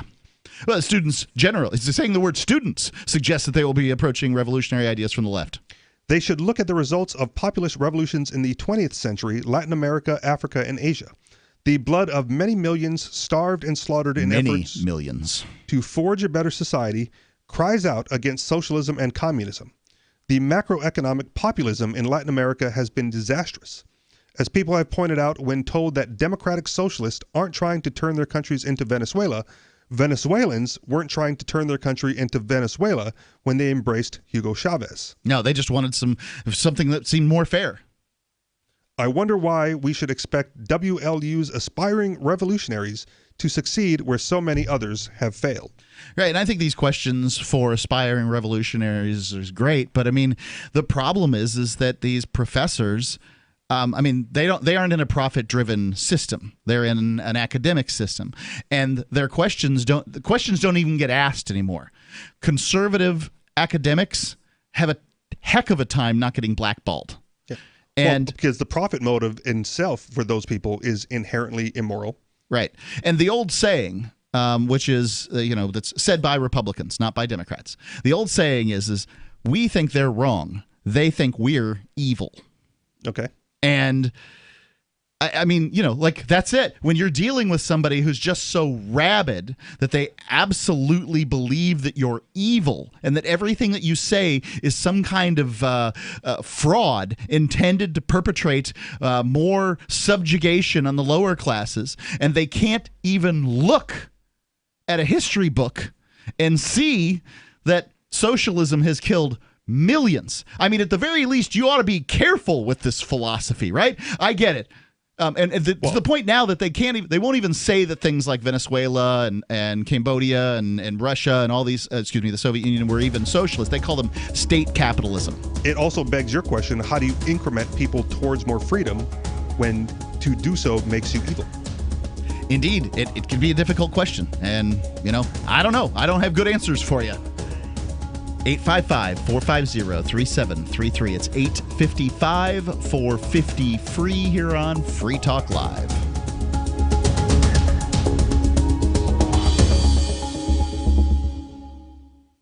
News from news.bitcoin.com. Despite years of warnings about cryptocurrency, criminals prefer U.S. dollars for money laundering, study shows.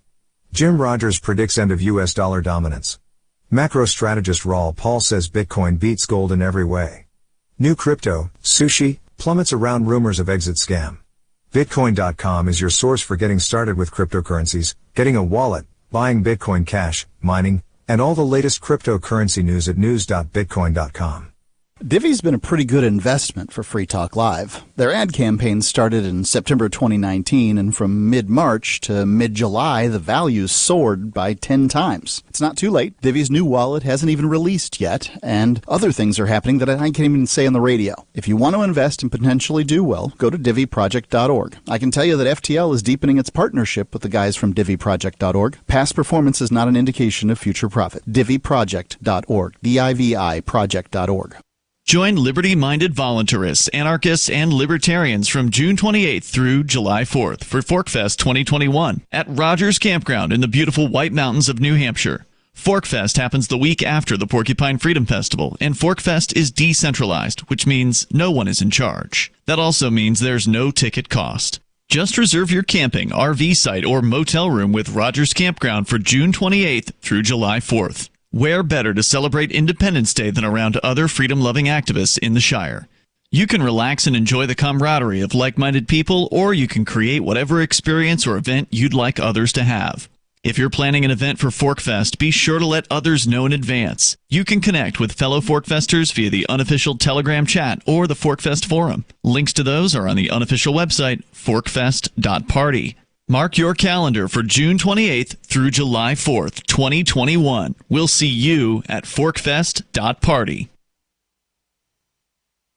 Free Talk Live. You give someone an ounce of liberty and they'll go around abusing it and harming everyone else with it. If we legalize guns... People will be shooting people everywhere. Right. If you legalize prostitution, people will be having sex on the street corners. If you legalize drugs, we'll have heroin vending machines in the streets. We've heard it all on Free Talk Live. They take it to the most absurd, illogical extremes, and you're absolutely right, Alexander. It's okay for them to have freedom. Yeah, you can give them a gun. They won't go around shooting people. But watch out with their neighbor, because you give them a gun, they'll go around in a rampage around the city, killing everyone. But yes, they can be trusted, and apparently the government can be trusted too, because magically, we only elect the best of the best, the cream of the crop. The bureaucrats that are administering these programs are the upper echelon of society, the most trustworthy individuals. Oh, yeah. Sometimes when I squint, I swear I can see a halo above their heads. Free Talk Live, 7 nights a week from 7 to 10 Eastern, live on the Liberty Radio Network at LRN.FM. There are lots of ways to listen to Free Talk Live. Our podcast has been around since podcasts began, and now the FTL feed is loaded with content besides our full show archives. Did you know that we make it easy for you to customize your podcast subscriptions? We have different feeds, one that includes only our full shows, one with just the Daily Digest, and our main feed that includes everything. You decide what you listen to. It's quick and easy to customize your feeds at feeds.freetalklive.com. That's feeds.freetalklive.com. Looking for a great real estate investment? Consider New Hampshire, which is ground zero for the Liberty Movement. Your first call should be to Mark Worden from Porcupine Real Estate. He's more than just a real estate agent. He's your New Hampshire concierge. Where are the best places to live? Do you want farm, city, the burbs, or forest? Do you want a duplex or multifamily building so that renters pay your mortgage? There are homes in all price ranges in New Hampshire, and Mark can help with financing too. Invest in liberty and property. Mark Worden can help. PorcupineRealEstate.com. Live video of our key New Hampshire-based shows is streamed on DLive. Please follow and share at dlive.lrn.fm. That's dlive.lrn.fm. Free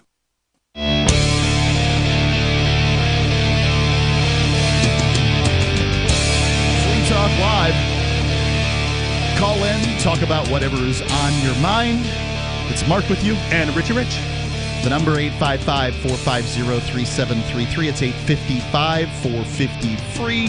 This hour of Free Talk Live brought to you by Bitcoin.com. Bitcoin.com is your source for all things cryptocurrency. Look, it's looking like cryptocurrency is going on another run, and this would be what massive run number 4 or 5. I'm not even sure. To counteract all the hundreds of deaths that it has undergone. Right, cryptocurrency has died 1 million deaths, but it has risen 1,000,001. And if you got in, imagine having bought a Bitcoin back in 2010 when it was $1. I mean, seriously, I looked at it on my phone, and it was $1. And having purchased a Bitcoin at that time, right now they're at about 11,000. You just don't see that kind of precipitous rise. I mean, that makes buying Amazon or Apple back in the day look sick. Hindsight is 20/20, man. I've seen it at 3 cents and did not pull the trigger. Yeah. So, it not being Bitcoin. Oh no, Bitcoin. Yeah, you saw Bitcoin at 3 cents. I had like the beta app when when it first came out, 2009 or whatever. Yeah, it was earlier than I. Really early on, and for me, it was like, all right, I didn't have a good job at the time, so I didn't have a lot of disposable income. But it was, I got $100. I'm gonna get me some Bitcoin, and it was like 3 cents, and then it was just a pain in the butt.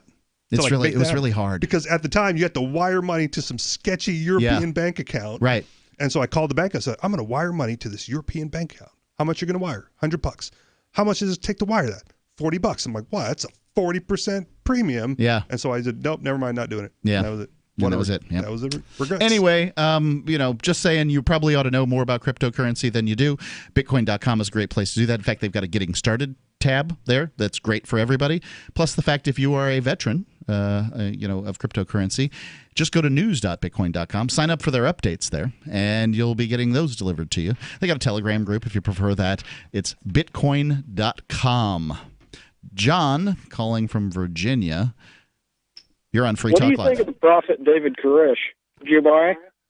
I'm sorry, what was it about the prophet David Koresh? What about him? He should have been left alone. Well, we agree.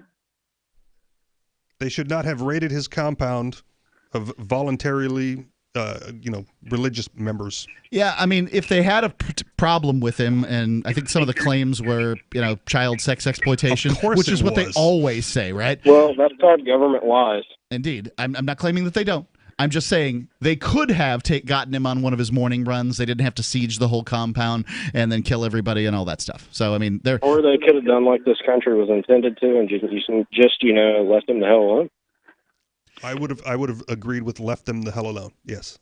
It's not that I disagree, but let me ask you, if you actually knew that there was a place where families were exploiting children. And I mean, people, surely this happens, right? Like, surely this exists somewhere on the planet. Not my circus, not my monkeys, man. None of my business. So, what about you, John? If they're exploiting children, well, break out the flamethrowers. But if they're not exploiting children, just, leave them the hell alone because their land.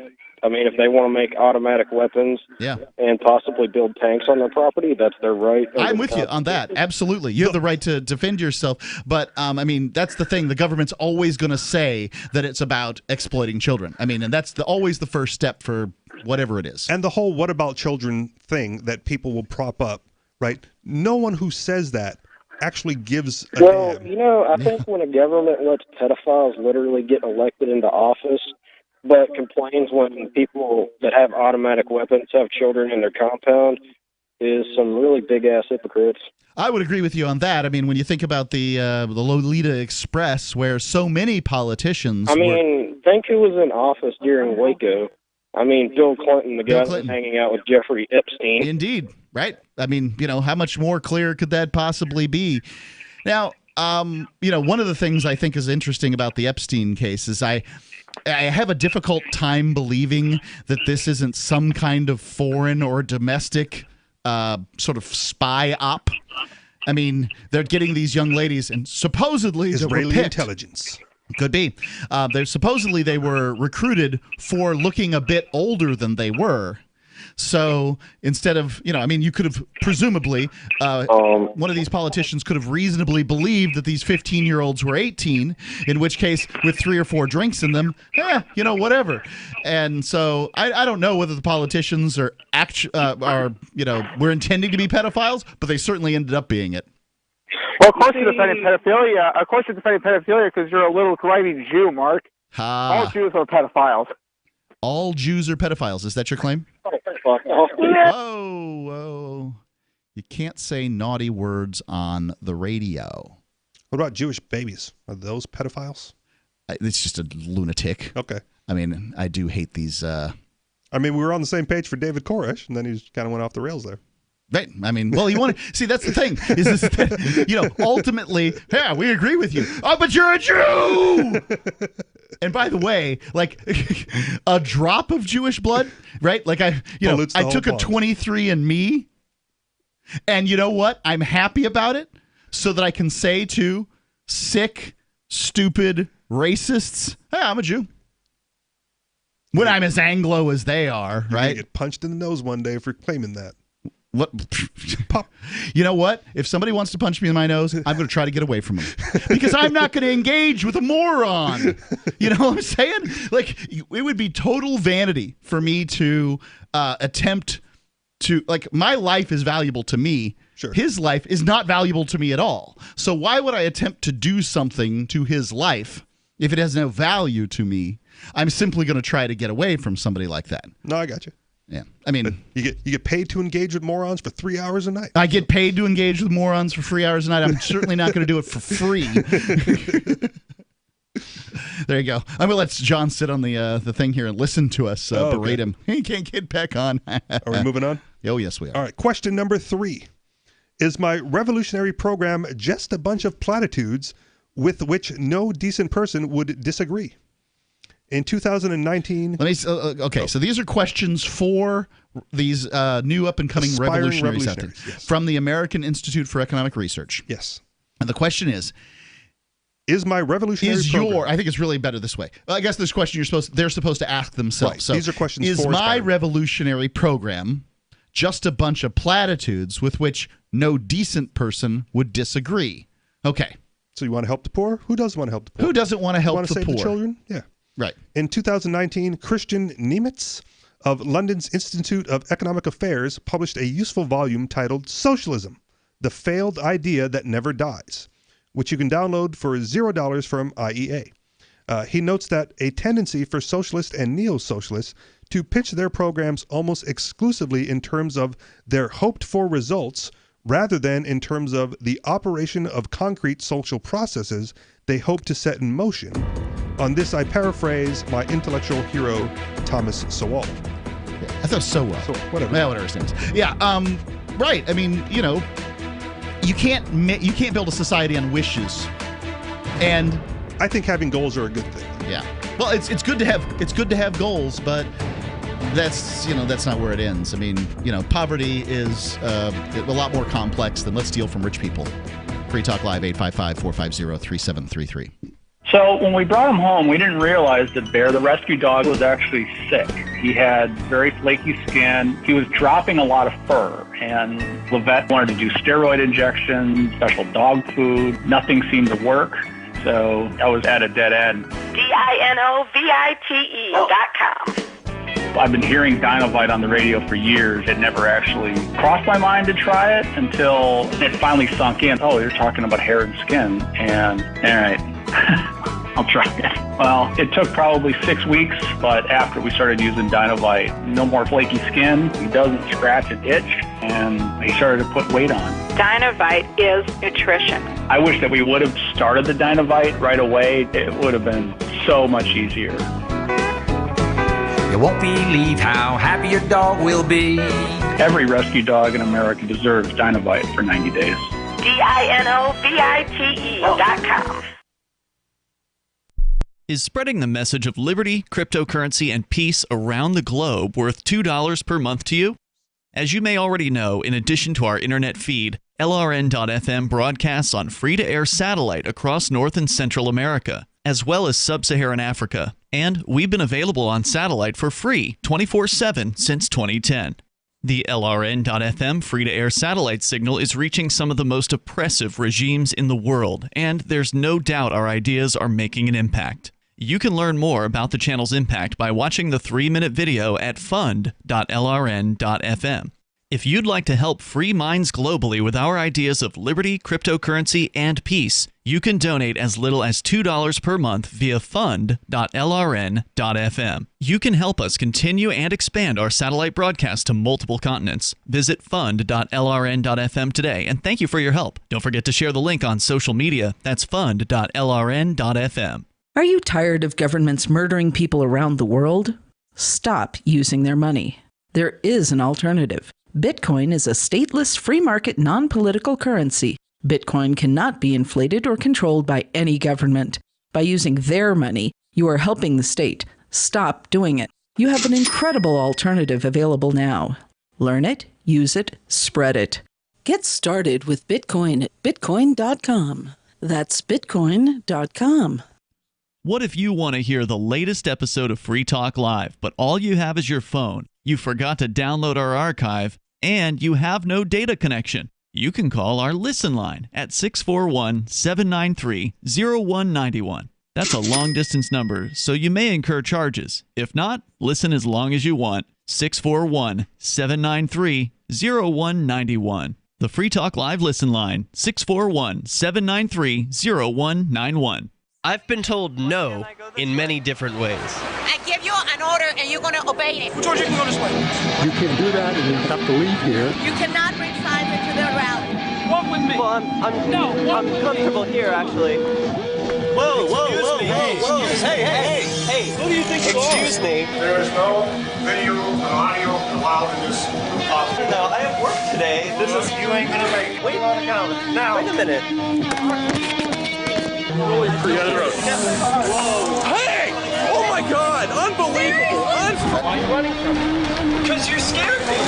What am I being detained for? You're being served. What is this? You're being served. What is this? Bureaucrats have a funny way of telling people no. That's the sound of the men working on the chain. Derek J's Victimless Crime Spree.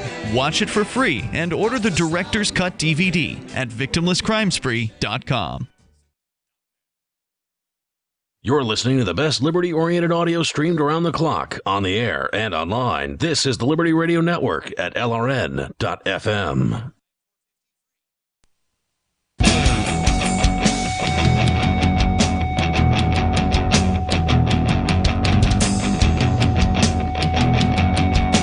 Free Talk Live. Call in, talk about whatever's on your mind. It's Mark with you. And Richie Rich. The number 855-450-3733. It's 855-450-FREE. You can see Free Talk Live being done right now, like performed in a variety of different ways. There's like dlive.freetalklive.com. But I think the best thing to do is just go to cam.freetalklive.com. That's C-A-M, cam.freetalklive.com. And you can see who's on the air at any given time. And tonight it's me, Mark. And Richie Rich. So let's go back to this article from the American Institute for Economic Research. And these are questions that they're asking these would-be revolutionaries. It's questions that the would-be revolutionaries should ask themselves. Right. And I think it's, it's definitely worth asking yourself this if you have some kind of revolutionary notion as a young person and you think, oh, yeah, that socialism thing seems great. Is that okay? So is that the problem? Is it that their revolution tends to be left? Left ideals, right? If this was, a right revolution. What is a right revolution? I don't know. Moving towards more free markets, more capitalism. When did the right I don't know. become free markets? I don't know. I'll tell you this. Libertarianism is a left movement. Okay. I mean, if you're looking at what defined the left and the right in the French Parliament post-revolution, the right were monarchists. Okay. Does the right want monarchy? I would argue that some of them probably do. Okay, I'll go ahead and say that a monarchy might be better for these. Well, I'll tell you this. Canada is the United States without a revolution. Okay. A leftist revolution. But they have a queen. Yeah, and they are freer by every chart out there. I know they've got socialized medicine, and they come to the United States in many cases for heart surgery and things like that. I gotcha. It's true. Not saying it's not. But you go look at the Heritage Foundation, by no means a leftist rag there, and they'll say that Canada is freer than the United States. Yeah. God, it's hard to say what that right revolution would look like because the left is currently so... I don't know what even the right is anymore. I mean, people can't define it for me. People even who might identify as being on the right, they'll say they like capitalism and stuff like that. Because it's in relation to the left, right? The left is so associated with socialism and communism. And it shouldn't be. Fair enough, but that's what it is. Yes. That to be the opposite of that makes you on the right, and then you just get associated with the opposite of communism. Yeah, whatever that is. Yeah. Moving on, still on number 3, is my still revolutionary program just a bunch of platitudes with which no decent person would disagree? Right. So that's the question that revolutionaries should be asking themselves. Is my program just a bunch of platitudes with which no decent person would disagree? Apply a test proposed a long time ago by the economist William Easterly. Can you imagine anyone seriously objecting to what you're saying? If not, then you probably aren't saying anything substantive. Can you imagine someone saying, I hate the idea of the world's poor having better food, clothing, shelter, and medical care? Or, it would be a very bad thing if more people were literate. If not, then it's likely that your revolutionary program is a tissue of platitudes and empty promises. That's not to say it won't work politically. God knows nothing sells better on election day than platitudes and empty promises. But you shouldn't think you're saying anything profound if all you're saying is something obvious like, it would be nice if more people had access to clean, drinkable water. Indeed. The left is, at this point in this country, the Biden campaign, where you're not supporting... You mean the Harris-Biden campaign? You're not supporting anything because Biden is the... you're not out there supporting Black Lives Matter when you vote for Joe Biden. Joe Biden was the architect of the 1990s crime bill. He's the face of anyone but Trump. Right. Trump has put very few black people in prison. However, Kamala Harris has put many in prison as California's top cop. Yep. So the idea that the Biden-Harris campaign is in some way or another in support of, really, frankly, anything. I mean, really, all it is they're not Trump, thank God. Right. Orange man bad. And anyone but Trump. I'm not saying Donald Trump is a good candidate. He's certainly not a good human being. But that's all the left's got at this point is it's not that thing that I don't like. Right. But I would say this, is I would like to know, what has Donald Trump done that's so bad to you? Because, mostly what it seems to do is Donald Trump just POs the political types in Washington, D.C. Sure. But what has he done to you? And I think basically presidents don't do anything to you. That would also be true for Biden then, right? Like what would he do? What would he do? What could he do for you? It'd be the same as Trump. He couldn't do much to you individually. Trump has perpetrated less war than Obama by all the measures that I can find. So I'm not saying that dropping bombs on innocent people is good, but when you drop fewer bombs, you kill fewer innocent people. So Barack Obama, whatever you say about him not having scandals, has to live with the fact that his military, under his tutelage, shelled a hospital, and a whole variety of other things. Sure. They didn't call him drone bomber for nothing. Only the right. Yeah. Lefties love it. One thing I want to touch on before we move on to number 4. I do miss the anti-war left. Yeah. One thing I do want to touch on before we move on is before we went to break, I said that goals are important, right? So the goals of the left, or the ideals that which they aspire to obtain, right? The cleaner drinking water, the more literacy. This is everybody's goals. Right. Understood. So I'm not saying that those inherently are bad. No. But I always take issue with how people go about achieving those goals. Sure. Right? What mechanism are you choosing to use to get to to achieve those goals, to get to those ends? And that's usually where I take issue. Yes, right? It's the theft. If you're using force, fraud, theft, whatever to achieve your goals, I'm out, right? But if you're doing it voluntarily, because you're selling a great product or providing a great service that then moves people forward voluntarily, then we can all work towards that. And I think if we can get people behind the mechanism by which those goals are achieved, as opposed to just the platitudes behind it, I think that's a step in the right direction as well. Number 4, is my revolutionary manifesto really any better than the Underpants Gnomes business plan from this 1998 episode of South Park? And then it's probably a link to it. Okay, so this is the question for a revolutionary. Is my revolutionary manifesto really any better than the Underpants Gnomes business plan from the 1998 episode of South Park? I don't know anything about this. I'm not familiar. There's a link in the article. Yeah. Watch it on your own. In 2011, I wrote a lot about policy proposals are Underpants Gnomes' political economy, after an episode of South Park in which the Underpants Gnomes business plan had 3 phases. Phase 1 was collect underpants. Phase 2 was a question mark. Phase 3 was profit. Yeah.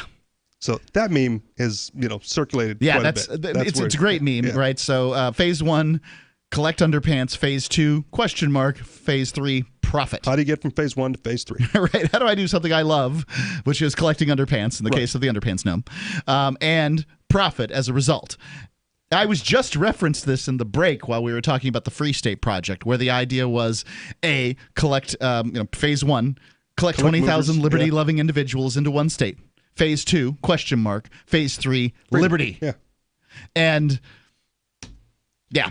Well, it's also a good question for aspiring entrepreneurs as well, right? Or anyone who wants to get out of the, the daily grind of servitude to your corporate overlord.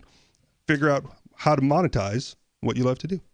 Phase 1, vote for my favorite crooked old pervert. Phase 2, question mark. Phase 3, profit. Phase 2, lobby them. Phase 1 is abolish private property or build that wall or something. Phase 2 is a question mark. Phase 3 is equality and superabundance from the left, or America has been made great again from the Trumpist right. There are more than a few very important details missing. Yes, this is a very wise man writing these questions. 855-450-3733. These are just questions to ask the revolutionaries. Do you have any questions for the revolutionaries? 855-450-3733. It's 855-450-FREE here on Free Talk Live. Stop aging now. Restore those joints. Boost your strength. Because it's official. NutriMedical has released the most exciting, powerful anti-aging supplement on the market. Dr. Bill Deagle's Red Deer Velvet DR has been approved by the U.S. Patent Office. Imagine stem cell rejuvenation all in one capsule without huge expense. Dr. Bill MD discovered that as an unborn baby grows in the mother's womb, he or she does not deteriorate or physically age. Red Deer Velvet DR, like the uterus, provides 300 biomolecules and 6 hormones protected in one special DR capsule that delivers lipid packages directly into your circulation. This patented technology bypasses the stomach and is released into the small bowel unaltered by digestive enzymes and stomach acid. Remember, Red Deer Velvet DR. Improve endurance, stimulate your immune system, increase learning ability, and even improve sexual libido with Red Deer Velvet DR. Click NutriMedical.com, that's N-U-T-R-I medical.com, or call toll-free 888-212-8871 and get on the road to a newer, rejuvenated, happier you. When you have a pain in the neck, a real pain in the neck, back, shoulder, or legs, you now have 2 convenient choices to get fast relief without taking another pill. Because now, Sunny Bay heating wraps and pillows are available at both Amazon and Walmart. Yes, see Sunny Bay's 4.5 to 5-star customer reviews on Amazon.com or Walmart.com. Our made in the USA microwavable heat wraps, heatable neck pillows, and extra large body wraps are designed better for perfect support where and when you need it. Even while driving, Sunny Bay wraps will not burn and stay balanced to provide soothing hot or cold therapy to help treat temporary or chronic pain. And the best part? Sunny Bay quality products start at under $20. Join thousands of happy customers and see why Sunny Bay products have a lifetime 100% positive rating on both Amazon and Etsy. It's easy. Click Amazon or Walmart and search today for Sunny Bay. On Free Talk Live, we're bringing people to the ideas of liberty every day.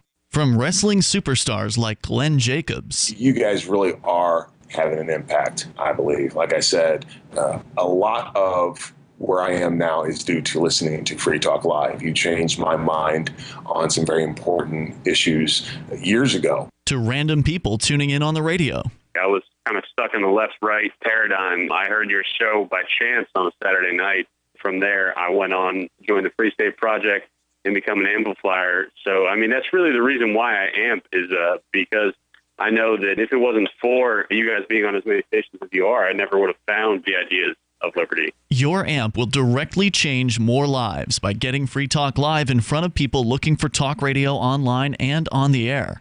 When you amp Free Talk Live, you get perks like access to the AMP-only Facebook group and AMP podcast. Visit amp.freetalklive.com. Some of you asked, and now we've delivered. LRN.FM's live Keene, New Hampshire studio shows are now streamed in HD on Twitch. Visit our channel at twitch.lrn.fm and give it a follow. If you have Amazon Prime, you get 1 free subscription on Twitch. If you use it on our channel, Twitch will give LRN.FM a monthly piece of your Prime subscription cost. So please watch, follow, share, and subscribe to twitch.lrn.fm. That's twitch.lrn.fm. So you've signed the Shire Society Declaration and are planning your move to New Hampshire to be around more liberty-oriented people. Next, sign up for the Shire Society Forum at forum.shiresociety.com. There are a bunch of people there who are already in the Shire, and they want to meet you. If you're already in the Shire physically, you should also come by the forums. Remember, not everyone uses Facebook. New people are signing up for the Shire Society Forum every month, so drop in and say hello at forum.shiresociety.com. Do you love Twitter? Make sure you favorite the LRN.FM Twitter account so you can receive our tweets at twitter.lrn.fm. That's twitter.lrn.fm.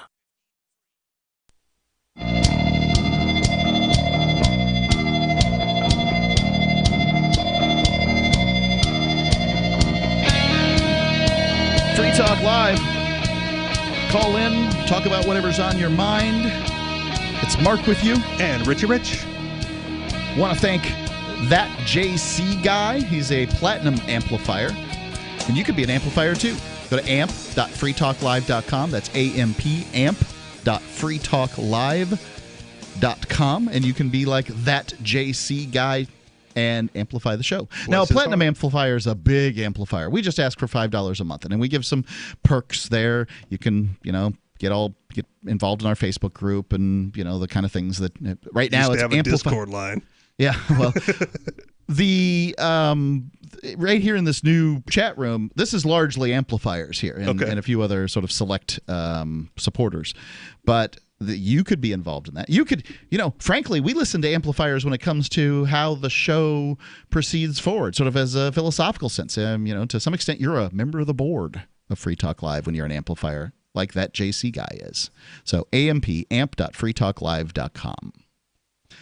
Going on with the questions. Number 5. That revolutionaries should ask themselves. Yes. Aspiring revolutionaries. Number 5 dovetails off number 4. So last part of number 4, there are a few important details missing. Number 5, in other words, how is this actually going to work? Okay. I'm not a socialist, not because of antipathy towards poor people or callous selfishness. I'm not a socialist because it doesn't work in practice and doesn't even work in theory.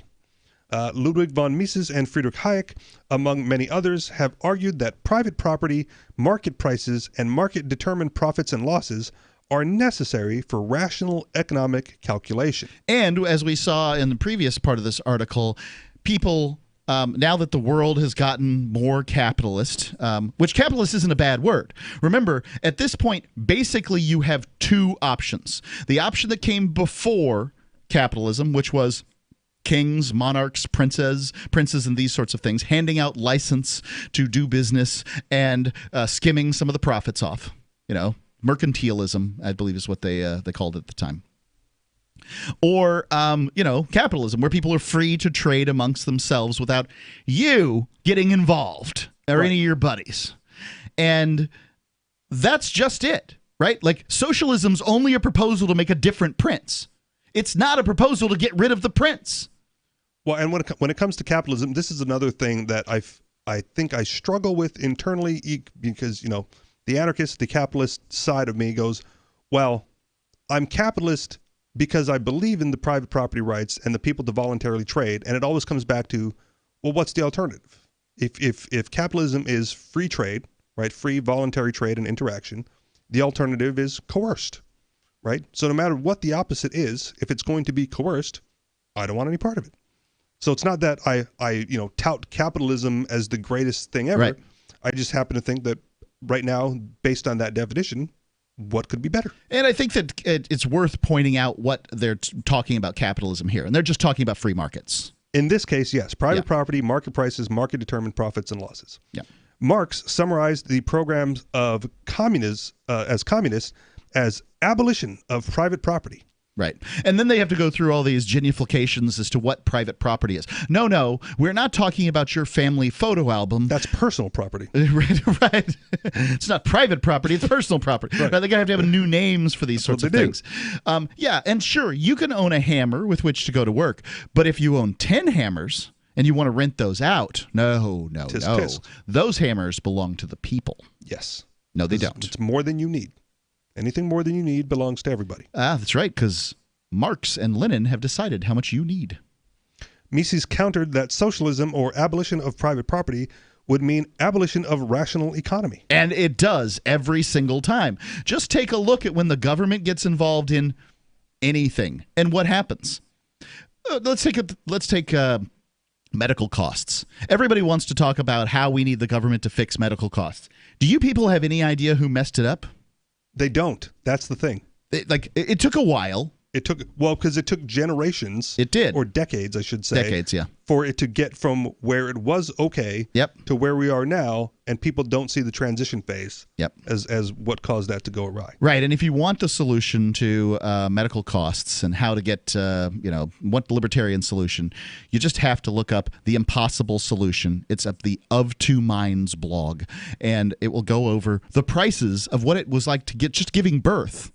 Yep. I mean, in a ward, in a hospital, just a few decades ago, several decades ago, and compare those pricing to today's dollars, and you still, it's not even remotely close. And the reason is because government got involved in forcing businesses to provide insurance to people, and that's a bad idea. Well, and now, we're going through some medical things, and trying to get, prices of medical procedures. They don't know it. Right. Some places do, some places don't. The ones that give you a price may not be accurately quoted because they have no idea, because they're so used to dealing with insurance companies. Yes. That you go like, well, we're not an insurance company, so we need to budget for this. Yeah. Right. And they go, well, we don't know what to tell you. Well, we can't move forward because if we don't have enough money to complete the procedure, it's not worth spending anything up front. We're not building half a house here. I get that you're pretty far away, but the surgery center, I think it's Oklahoma City Surgery Center or Surgery Center of Oklahoma City. Okay. This is one of these private hospitals, and they don't accept insurance and these sorts of things. There you go. And prices are competitive, and people can afford them. The problem is government. The problem is insurance companies and their fascist collusion with government. And when I use the term fascist, I'm not talking about racism or whatever you've heard fascism mean. Fascism, according to Mussolini, is government and business working together to screw you.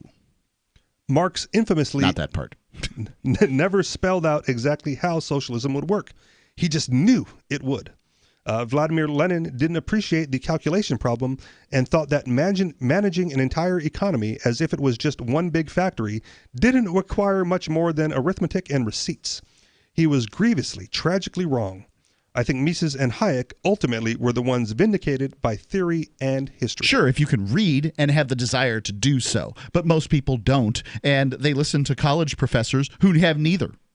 I think they can read. When it goes back to the goals, right? Think about this for a second. When the Bolsheviks took over the Soviet Union, they didn't even understand how to price things. First, they tried to operate without money, and that went miserably wrong because you need money.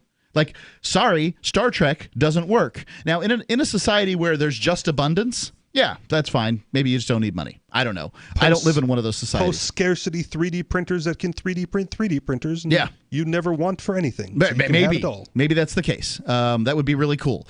But they had to come up with pricing. How do you figure, in a communist society, how do you figure out the price of a bottle of pickles?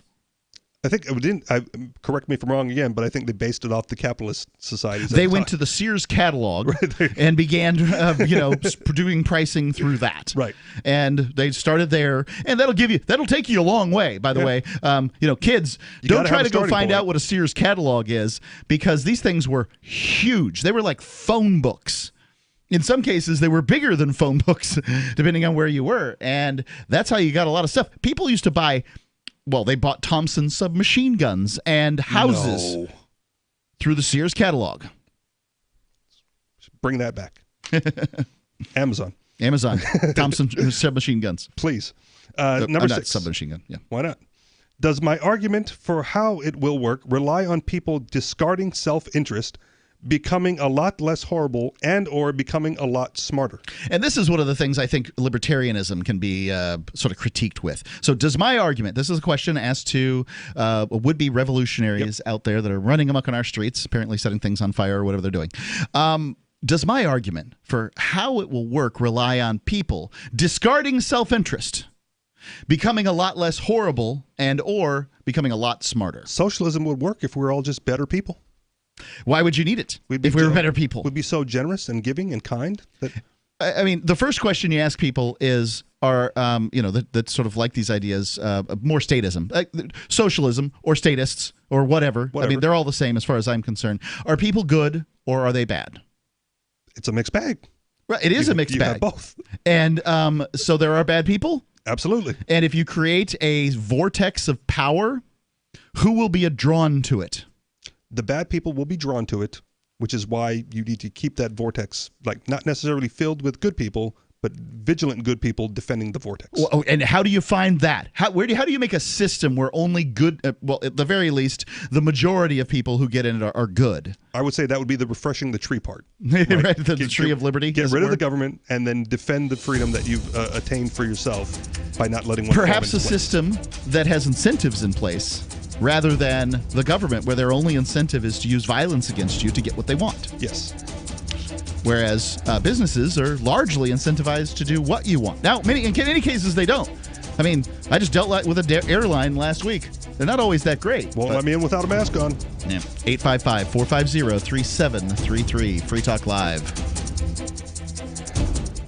Remember when you first heard about Bitcoin? How long did it take you to realize this little project would soon change the world? Do you kind of wish you had gotten involved sooner? Well, now's your chance to be part of the next revolution in money. Intercoin is working to finally make crypto go mainstream. It's designed to be scalable enough to support everyday payments and even elections without the state. Bitcoin was originally supposed to be a peer-to-peer cash system, the way we would all pay one another without having to trust any third party. But instead, over time, it mostly became a store of value. That's because every 10 minutes, the Bitcoin network must put all transactions into a block, and that block can only hold so much. If crypto is to become mainstream, for everyone to use it in everyday payments, we need a new architecture, one that's as secure as Bitcoin while being far more scalable. Check out intercoin.org to find out more, and maybe pick up some of those coins for yourself. The new 4th edition of Healing Our World, The Compassion of Libertarianism, will take your understanding of liberty to a deeper level and has over 1,300 updated references, new cartoons, and a foreword by Dr. Ron Paul. With discounts for multiple book purchases, the 4th edition of Healing Our World is a great gift for the liberals, pragmatists, environmentalists, and Christians in your life who think libertarianism is cold-hearted. Get yours today at healing.freetalklive.com and use promo code FTL for a $5 discount. So you've heard all 3 hours of the latest episode of Free Talk Live, and you're still hungry for liberty-oriented audio content? Did you know that we have another 24/7 audio stream at LRN.FM? The Liberty Radio Network airs the latest episodes of some of the best liberty-oriented podcasts on the internet around the clock. In addition to recorded content, you'll also hear live shows like Free Talk Live, originating from our Keene, New Hampshire studio. So listen anytime at LRN.FM. That's LRN.FM. You're listening to the live edition of Free Talk Live. Hour number 3 is next after the news here on the Liberty Radio Network at LRN.FM.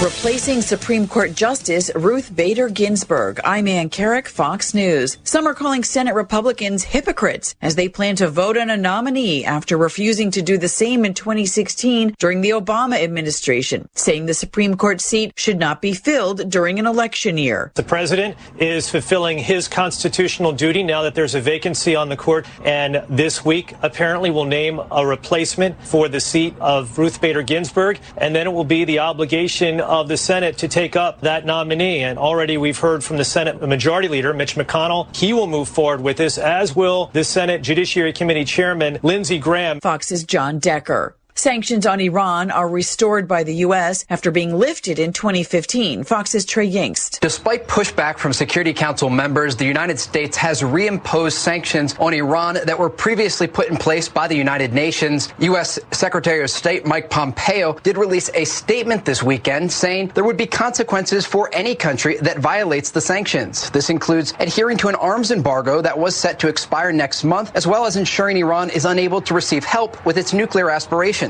After President Trump pulled out of the Iran nuclear deal, the Islamic Republic has increased its uranium enrichment and storage levels well beyond the confines of the agreement. Now, despite this, U.S. allies like France, Britain, and Germany have agreed the U.S. can't unilaterally reimpose punishment on the Islamic Republic. The Trump administration saying action was needed as the arms embargo on Iran is set to expire in October. Attacks on diplomats and foreigners in Bahrain, home to the U.S. Navy's Fifth Fleet, is avoided. Saudi TV reporting Bahrain broke up the plot by Iranian-backed militants days after normalizing relationships with Israel. Video shows what looks like a police raid finding assault rifles and explosives at a home with hidden passageways. America's listening to Fox News.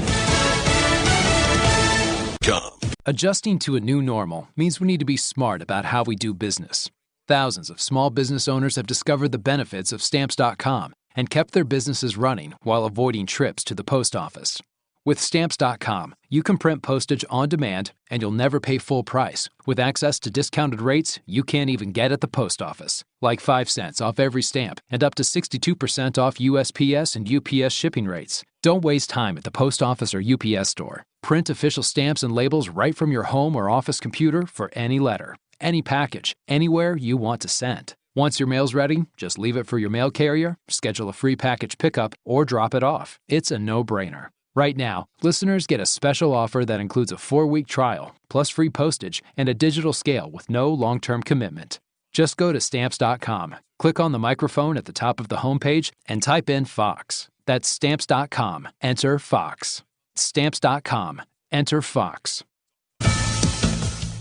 President Trump and Joe Biden are battling it out for the Sunshine State. I could save people a lot of money on polling. Florida's going to be a 1-point state, half a point state in one direction or another. It's going to be close. That's where it's going to wind up.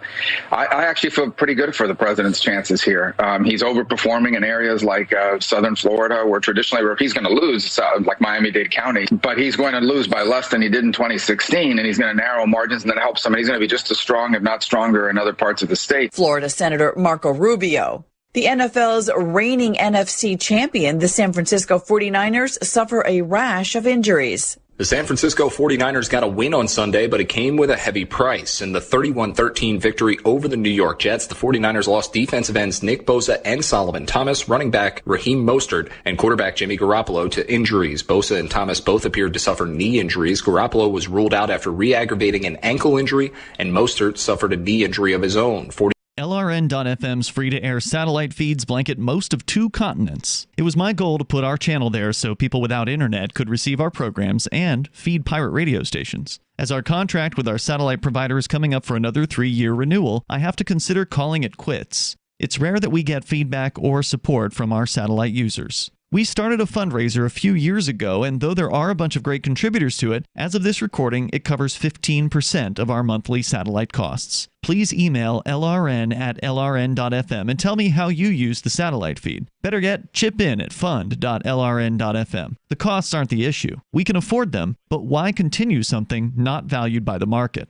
Want to help? You can join our satellite fundraiser for just $2 a month at fund.lrn.fm. If we raise enough to keep both channels on the air, awesome. If we raise more, I'll add more channels. If not, we can shut them down and go internet only. It's up to you. Thank you for your support. Fund.lrn.fm. We're being attacked by news from all sides in tonight's News Blitz. Now we're homing in on Houston, Texas, where NASA announced today that the crew of the International Space Station has successfully completed their 13-year mission studying man's ability to constantly repair a large object in space. NASA officials hailed the remarkable feat of maintenance at a press conference this afternoon. And throughout human history, man has gazed at the stars and dreamed of fixing something up there. People once thought the ultimate feat in human repair was a really big boat. today we've accomplished so much more. This comes in the wake of NASA's previous success, finding out how many times an astronaut could hold something in his hand, then let it go, watch it float in front of his face for a bit, then catch it again. All right, dust yourself off. You have survived the news blitz. Tune in tomorrow morning to Today Now. We'll look back at Jim's week as a polygamist. Oh, it's going to be fun. This is the Onion News Network.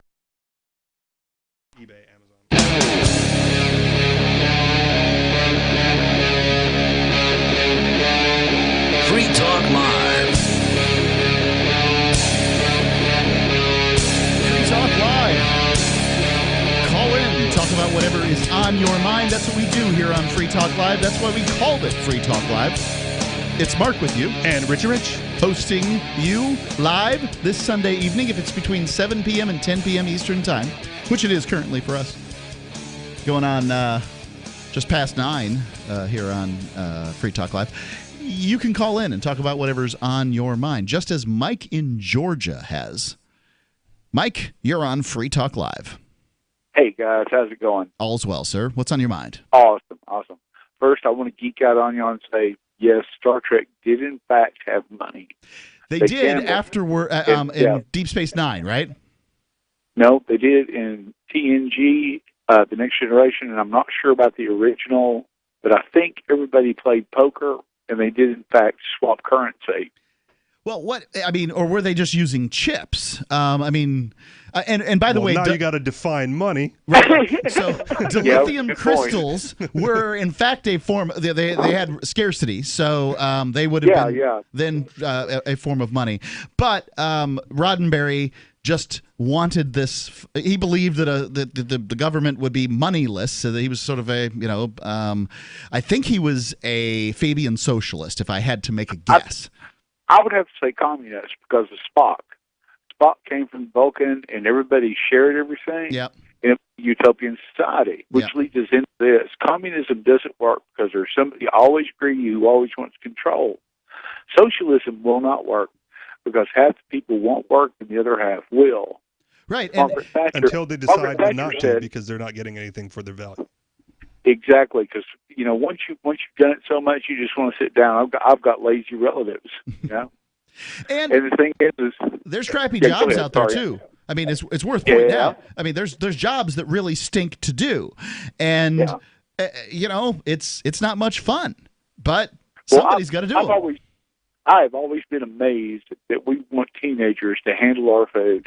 And you go to McDonald's, really think about that for a minute. Somebody who's pissed off his parents want him or her to go out and work at a fast food restaurant to, teach him a life lesson. Yep. And, somebody who's pissed off is going to handle my chicken McNuggets.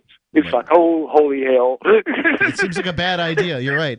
I did work at Burger King for, I think, all of 2 weeks. And, man, those people work hard for that money. Yep. And it ain't much fun. Well, that's the problem with capitalism. Those that work hard get the least. Those who don't work hard get the most. It's true. Actually, I worked at Burger King for about 2 weeks in Frogethorpe over here. I was a night shift guy, and I cleaned everything after everybody left. It was something, but I did it. Yeah, it's a lot of work, and it gives you, at the very least, it gives you motivation to never have to work that hard again. And a work ethic. That's right. It gives me motivation to get as far away from minimum wage as I possibly can. Right. And between all those fast food restaurants out there, just think how many people, successful people in this world, can say, "Yep, I did it. I worked there, and it taught me this, this, and this." And it sure did. It taught me I didn't want to work there anymore. Well, it's like I've got into an argument one time with somebody about education. Our education is important. I do believe that. But the thing is some of the greatest wealthy Americans have been without education. John Rockefeller, for example. Bill Gates, dropped out of college. Stephen Jobs did too. So I'll say formal education then, because they educate themselves in other ways to build the skills and to gain the knowledge that they acquired to do what they did. And I would say at this point, I've never met a poor plumber. Not one time in my life. Because and I tell you what, I want him more than I want the president. Right. I want him more. I want him more than I want. Well, I don't want to say a policeman because I want a policeman when I want one. But the thing is they won't be there when you want. Well, I've got stories. Let me tell you. But that's just it. Who do you want in a crisis? If my power shuts off, who do I want? I don't want a fireman. Yeah, I mean, I don't know. I'm kind of, my train of thought took a dirt road. It's just kind of, I don't know, man. It's just weird. I'd say for young people out there is that while the school guidance counselor tells you absolutely positively have to continue with academia in order to be successful, because that's certainly what they told me, I would say in the face of that no, you don't. Is that there's a lot of successful people that were in my high school that were in shop class and they learned something, and maybe they didn't learn it in shop class, maybe they had to go on and get some kind of VOTEC. And frankly, if you're talking about a career, and you go along with these people who have trades, whatever they might be, you can get paid to hold their tools and hand their tools to them and help facilitate what they're doing and learn what they're doing, and then go on with an amazing trade after that. And my grandmother, my mama, that's what we call her down here in the South. That woman always told us, boys, if you learn a trade, you'll never go hungry, ever. My grandfather was a welder. My uncle worked construction. My father, Dad did an awful lot of odd jobs and stuff, but he eventually went to college, and he did live the American dream. He really did.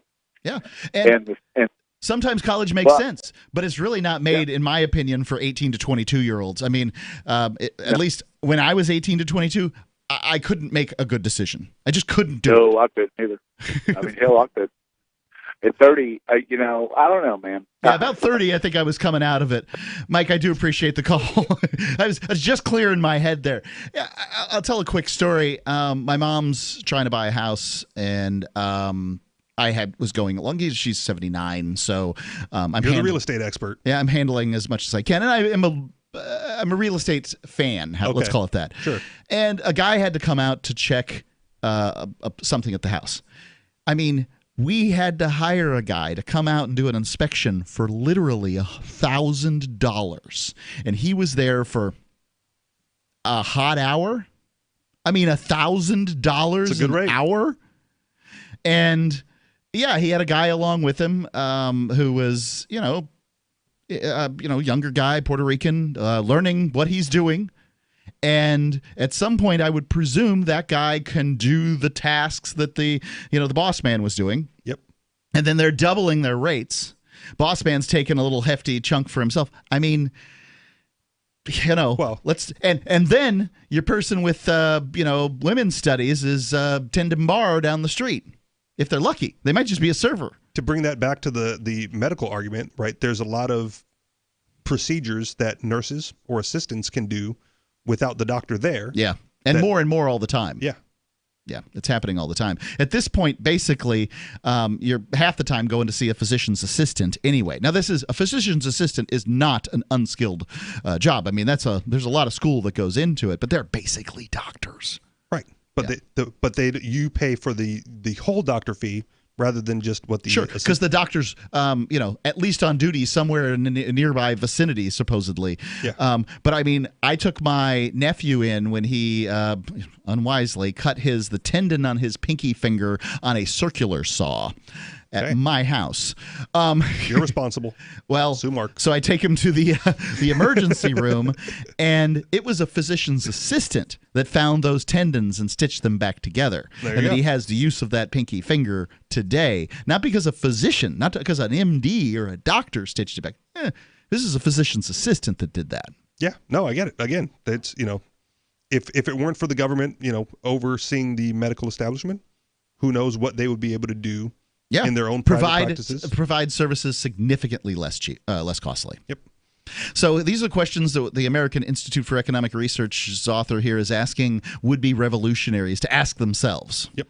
And the question here is, does my argument for how will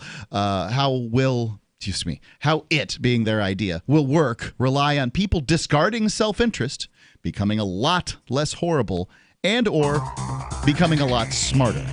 And, this is basically the old, well, if we could get everybody to do X argument, if that's what you're going to say for your solution, it's over.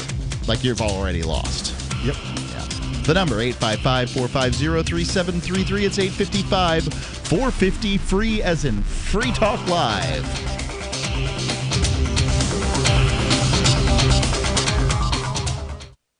News from news.bitcoin.com. Despite years of warnings about cryptocurrency, criminals prefer U.S. dollars for money laundering, study shows. Jim Rogers predicts end of U.S. dollar dominance.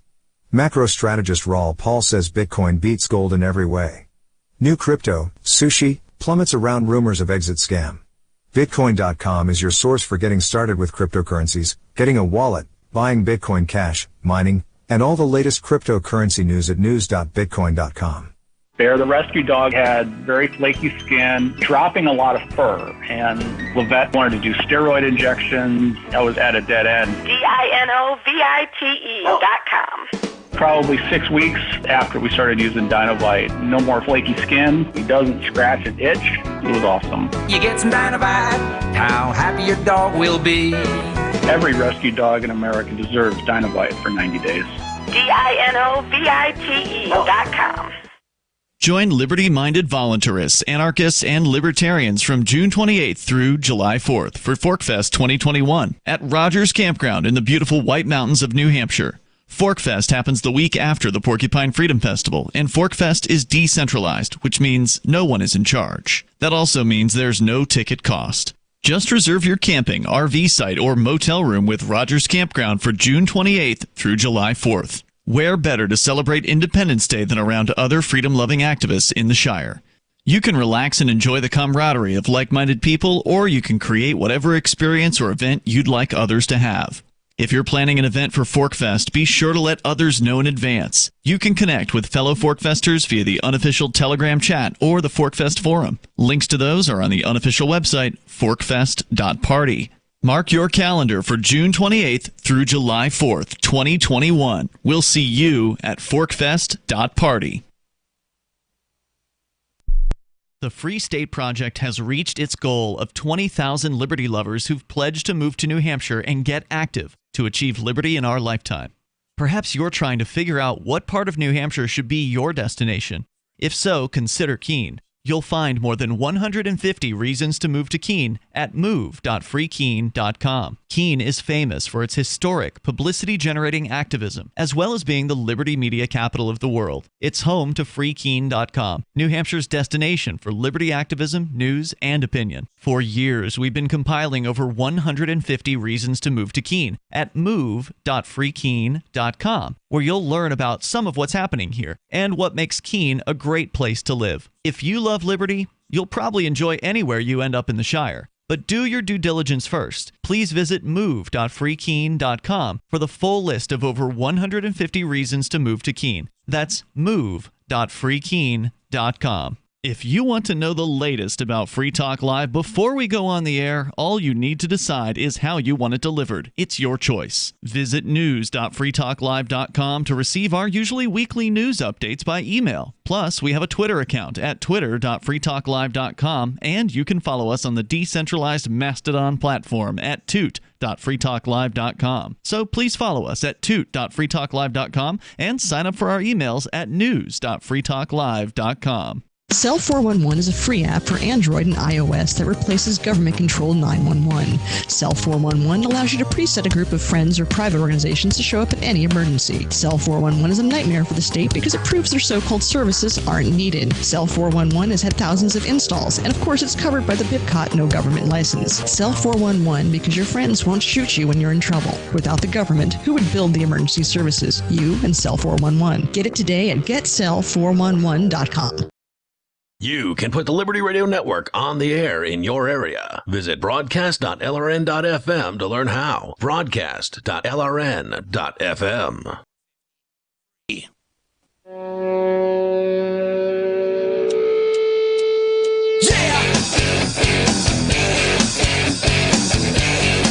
Free Talk Live. 855-450-3733. It's 855-453. Call in and talk about whatever's on your mind. And, well, we'll ask you some questions about it. The number, 855-450-3733. Ethereum smart contracts enable Intercoin to be traded against Bitcoin, ETH, as well as growing a set of tokens pegged to your favorite fiat currency. Intercoin can be used to turn these into virtual versions of Bitcoin or US dollars that have all the advanced features of Intercoin community currencies.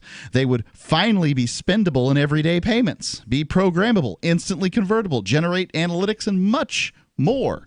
When done, people can cash out back into the original versions. Think of Intercoin as a decentralized Layer 2 solution that isn't controlled by anyone. Intercoin is attempting to regain some of our freedoms that are threatened on the internet and in meat space, and we think that's important here on Free Talk Live. So important that we accepted $40,000 worth of Intercoin tokens from Intercoin Inc. for advertising. And if you think freedom is important too, check out Intercoin at intercoin.org. You can invest in this project and potentially make big gains, or just be involved and perhaps shape its future. Now, insider information, I don't know what the rules are, but I'm going to say that doesn't exist in the crypto space. There are exciting things going on that I have recently found out about going on with Intercoin at intercoin.org. Exciting things. The guy that runs intercoin.org is a next-level genius. I mean, the guy's just crazy smart, and he's got a crazy smart team of his guys. So expect good things.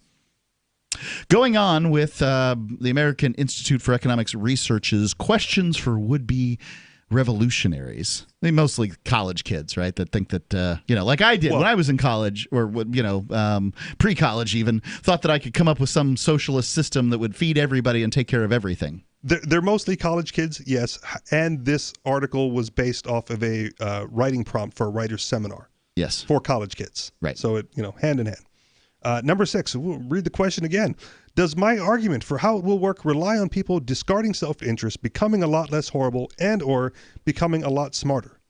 In a famous cartoon by Sidney Harris, 2 scientists are standing at a chalkboard. They are equations on the left and right side of the board, then a miracle occurs between them.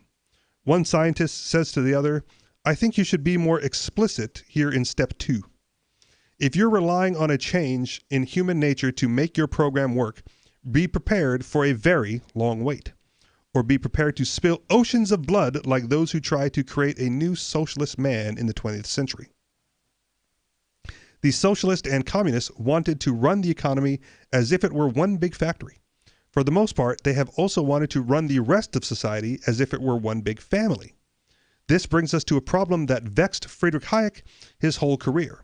The rules, norms, traditions, and other practices that make families or very small communities work well don't scale. Yeah, they just don't. And I would say that's usually a trust issue, right? Right. I think in large part it is because, look, I care deeply about my son and his behavior because, that's how it is. But when it comes to people getting farther and farther away from me, I only have so much care that I can allot. Right. I mean, because my son is, the 12-year-old that is closest to me and I care about, there's the 12-year-olds all around this world that are, things aren't going well for. And I can't solve their problems. That's why I said earlier, the people who say, what about the children, don't actually mean it, right? Yeah. It's a platitude. They would not do anything on their own to solve those problems. However, when someone else is doing it through threat of violence, all of a sudden they care so deeply about those children across the world. Similarly, if you try to run your life with family and friends according to a market logic in which you try to do everything via literal price-mediated exchange, charging your kids to rent the TV when they want to watch a movie, for example, it's probably going to backfire spectacularly. You can't run your family as if the Chicago Board of Trade. You also can't run a society of millions of people as if it was one big happy family. Right. So a family can't be run by, capitalist systems. Not very well. Because, I'm sorry, your labor is incompetent. Well, it can be. Right? I have a buddy of mine who is a contractor, and he posted this on social media. His daughter wanted an iPhone, So he put her to work, and she fixed, and he videotaped it. She fixed, the leak coming out of the bathroom shower all by herself, completely tearing, the wall apart, fixing the leak, and then spackling it all back together. That's pretty impressive that she was. Right. How old was she? I don't know the answer to that, but young enough where you go like, she shouldn't be working here. Well, I mean, they should all be working. Right. It's just the thing is do you want to let them loose on whatever it is that, if I told my son to fix a leaky shower, I mean, nothing's going to happen. It was magnificent. Yeah. Oh, I'm glad that worked out for him. I suspect it's more to it than that video.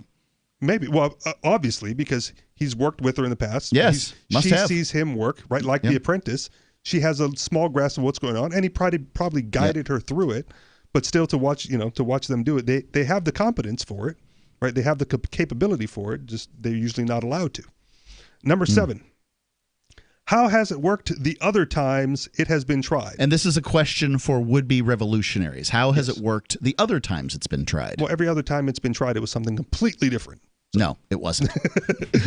Are you Statism is really, it's just different flavors of statism, okay? Are you considering land reform, whether land expropriation and redistribution or straight-up collectivization? Satellite images of the effects of land reform in Zimbabwe should make you think twice, and there's a link to that there. Years before the Russian Revolution, Eugene Richter predicted that the eerie prescience what would happen in a socialist society in his short book, Pictures of the Socialistic Future, which you can download for $0. Before the Russian Revolution, Eugene Richter predicted in a book what would happen. All right. So what did it say? This Pictures of the Socialistic Future. That's the book, so you'd have to go read the book, which they link to. Brian Kaplan, then, who wrote the foreword to that edition of Pictures and who put together the online Museum of Communism, points out the distressing regularity with which communists go from bleeding heart to mailed fist. Right. So, basically, when you're talking about communist or socialist or any one of these, but I repeat myself, communism's not possible in life as we define, as stuff communism is defined, like communal ownership of property and these sorts of things. It just can't happen. It's what we call heaven. It's not going to happen here on Earth, which is where a lot of them end up. Socialism is the Marx suggested that you had to go through socialism to get to communism, and that once unnecessary, the state would wither away. That was literally his solution, as if those in power have ever relinquished it without having something like a loaded weapon pointed in their face and said, do it now. That's just how it's done. And up until this point. And that's why people fear Trump not leaving office. What they're saying about the bleeding hearts here is that, it's all about the poor until they've got power. And when they've got power, well, you're always going to have poor people. Let's make everybody equally poor. Yep. Then the violence. 855-450-3733. It's 855-450-FREE here on Free Talk Live.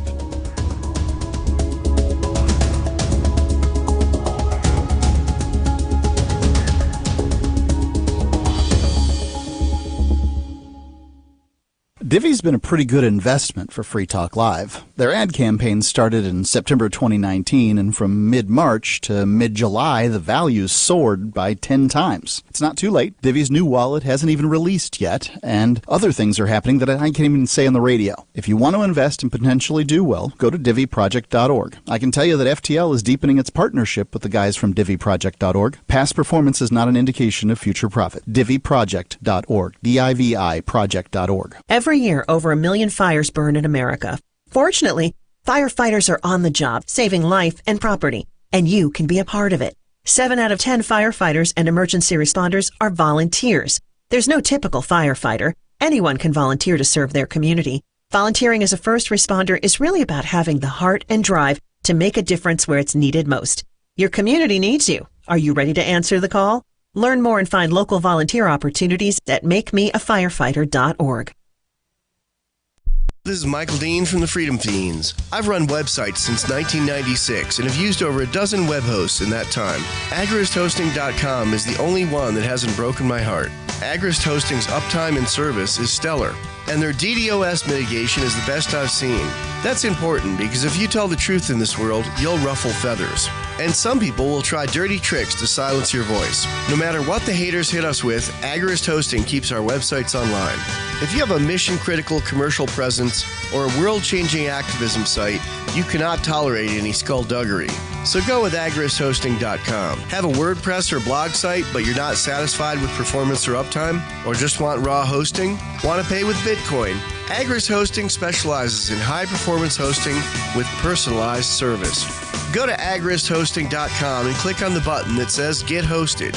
That's agoristhosting.com.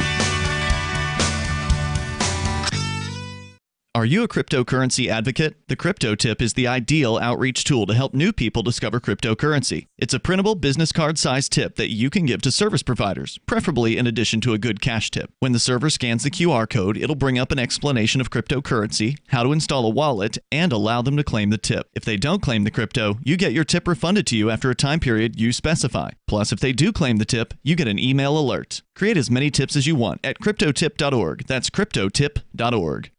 The LRN.FM social media channels have been revamped. We've eliminated Facebook and focused on other platforms like Twitter and Mastodon, the decentralized alternative to Twitter. On our accounts, you'll find posts from multiple LRN.FM show hosts together in one place. Follow us on Twitter at twitter.lrn.fm, or better yet, move to the decentralized Mastodon social media platform at toot.lrn.fm, toot.lrn.fm. I think you'll like it. We have some good news. The indictments against Ross Ulbricht in the District of Maryland were dismissed with prejudice, meaning they can never be refiled. This is especially good because those indictments contain the only charge ever made that Ross engaged in murder for hire. This was a serious allegation that Ross Ulbricht denies. It was never prosecuted or ruled on by a jury, but was trumpeted by the federal government and the media as if it were proven fact. The Maryland court held these indictments for almost 5 years, poisoning Ross's case and leaving him under a cloud of unproven allegations.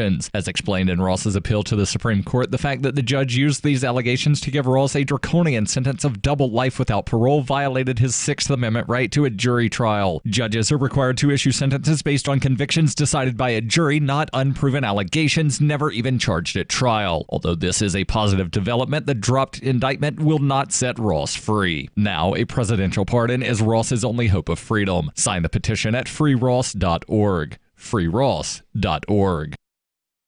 Help get LRN.FM into more ears. Visit promote.lrn.fm for a free bumper sticker, flyers, banners, graphics, and more. Promote.lrn.fm.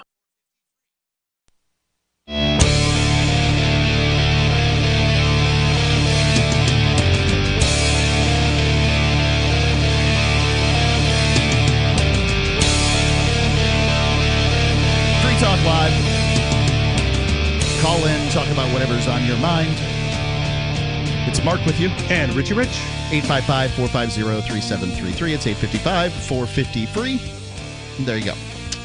So, we're reading an article here from the American Institute for Economic Research, and it's about,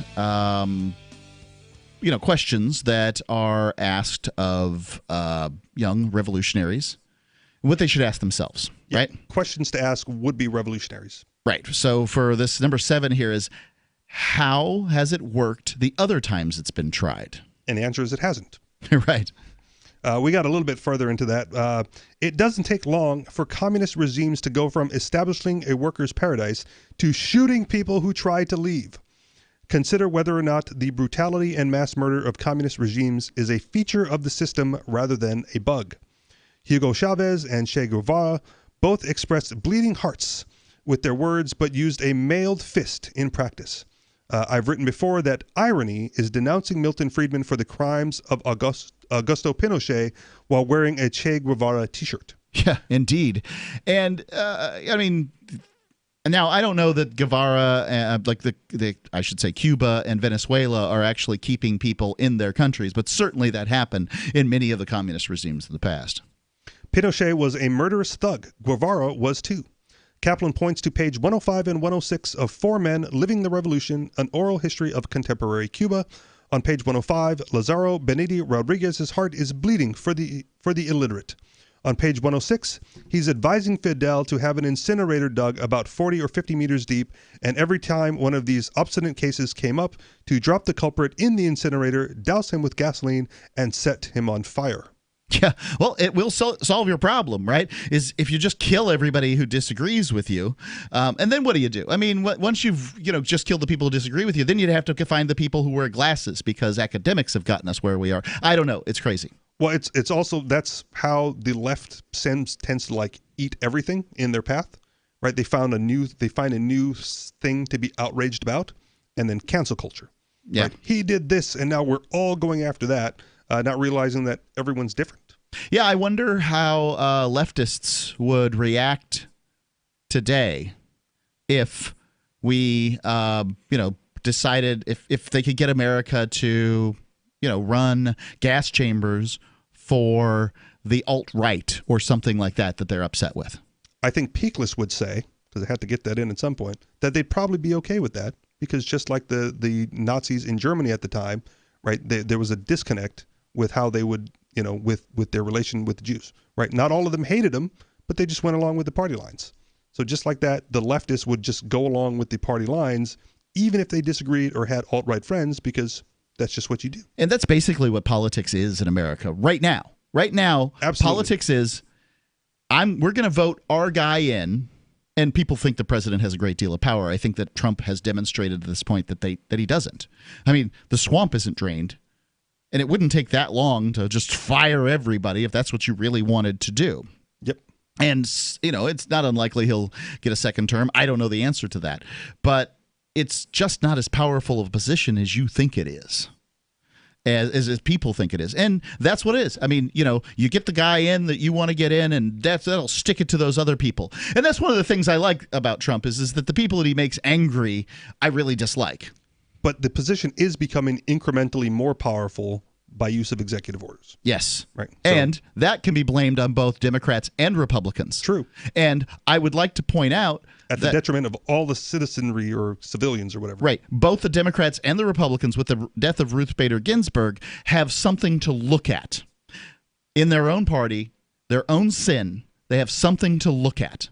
And that is, in the case of the Republicans, hey, remember when Merrick Garland, when they put up Merrick Garland at the end of the Obama administration, and the Republicans said so foolishly, we're not even going to look at this because it's an election year. What? You're just going to not look at it? I mean, you could have looked at it and then not voted for the guy for whatever the reasons might have been, but to come out so bald-faced and say this, well, now guess what? Ruth Bader Ginsburg dies in an election year, and you're not going to get your person through because the Democrats aren't going to forget this. So, correct me if I'm wrong, because this is hearsay. I haven't done much research into it. Oh, by the way, for the Democrats, just real quick, Ruth Bader Ginsburg selfishly erred in not stepping down 6 years ago. Well, because it was a shoo-in for Hillary to win. Correct me if I'm wrong. The Supreme Court is not limited to 9 judges, right?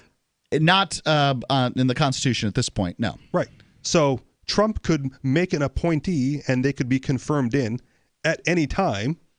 He could make 2, right? Even if Ruth Bader Ginsburg were still on the bench, he could have a 10th and an 11th Supreme Court justice. God, please don't do that.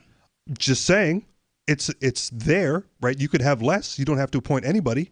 You can wait for the next one to retire and then move that down to 7, right? There's no restriction on the number. So this whole thing about, well, because she died, she needs to be replaced is wrong, or that she needs to be replaced because she died, because we need to have someone in that spot, also wrong. You could put whoever you want in there as long as they're confirmed in, as far as I know. Let's go on. Let's take a call here. Okay. Let's see. This will probably be very short. James in Arizona. Why would it be very short? I'm just calling to have a conversation with you. Excellent. What would you like to talk about? Is that all right with you? I think it's fascinating. I heard this. Hey, Richie, Rich, not that you care every time. I've been banned by Free Talk Live before based on a complete lie that some of you looking over at repeated. Are you calling me a liar? And over and over. You are, but okay. I'd like to address that. I presume that what he's talking about is that I claim that James has threatened my family, including my 12-year-old son, who at the time when he started doing these threats was like 6 or 7. I thought the lie was the number of Deweys that he had. Look, I have no idea Okay. All I did was listen to Ian say, "Oh, I looked it up. It says he got 3 arrests," and apparently he's got some explanation Liar! for this. It was only 2. Right. I don't care if you've had 2 or 3 Deweys. Who cares? I mean, does that really matter?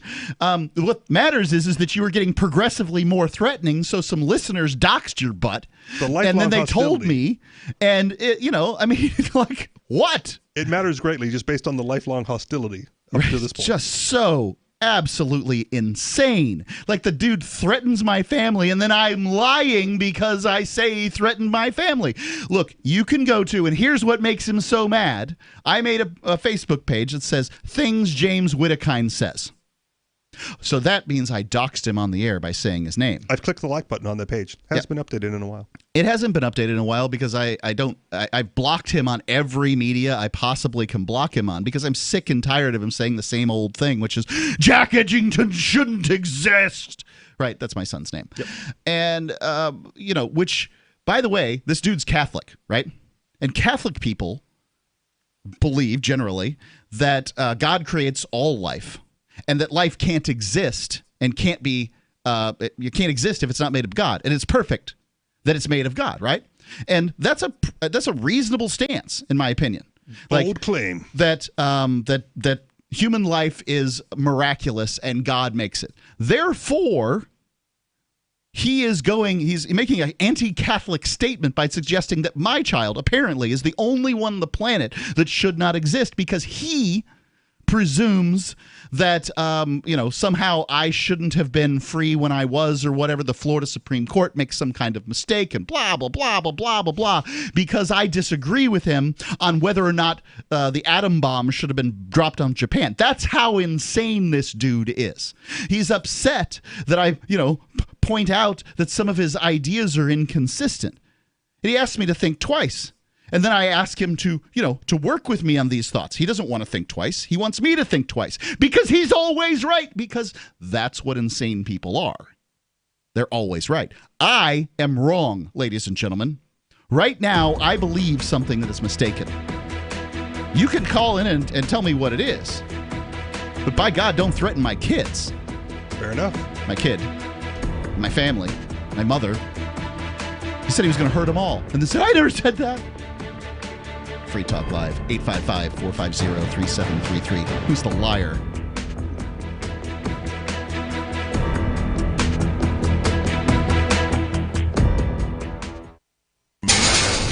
With a MECTEC carbine conversion unit, you can turn an XD Family, Glock, or 1911 handgun into a carbine rifle in seconds and have it shipped right to your door, no FFL required.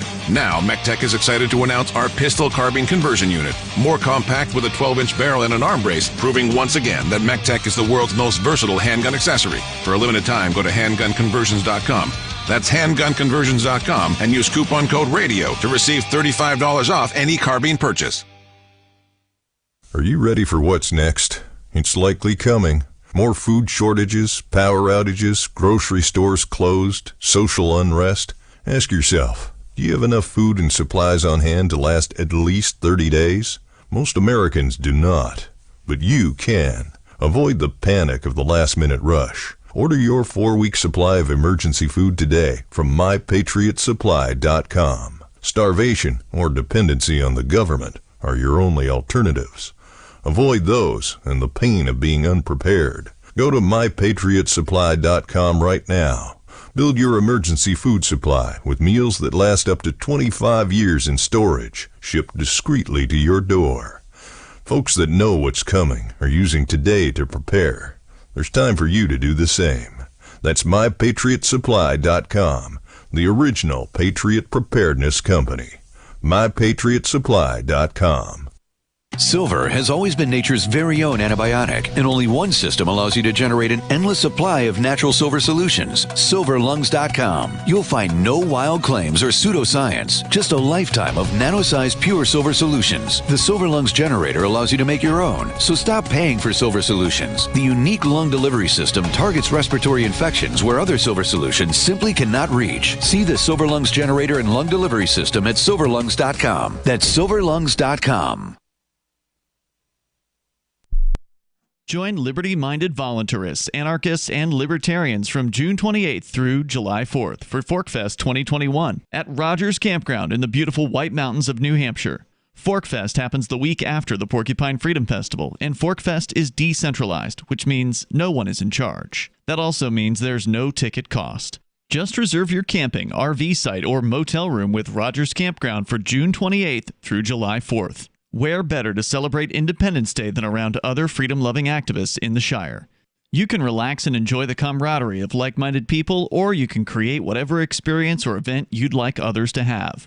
If you're planning an event for Forkfest, be sure to let others know in advance. You can connect with fellow Forkfesters via the unofficial Telegram chat or the Forkfest forum. Links to those are on the unofficial website, forkfest.party. Mark your calendar for June 28th through July 4th, 2021. We'll see you at forkfest.party. There are lots of ways to listen to Free Talk Live. Our podcast has been around since podcasts began, and now the FTL feed is loaded with content besides our full show archives. Did you know that we make it easy for you to customize your podcast subscriptions? We have different feeds, one that includes only our full shows, one with just the Daily Digest, and our main feed that includes everything. You decide what you listen to. It's quick and easy to customize your feeds at feeds.freetalklive.com. That's feeds.freetalklive.com. Do you have a WordPress website running WooCommerce and want to accept cryptocurrencies like Bitcoin, Dash, Bitcoin Cash, and Bitcoin SV? Now you can easily enable crypto payments from your customers by adding the AnyPay plugin to your WordPress site. Just visit anypayinc.com and set up your account by entering your cryptocurrency wallet addresses in the admin. Then enable the AnyPay plugin in your WooCommerce. That's it. Now your website takes crypto like Bitcoin thanks to anypayinc.com. anypayinc.com.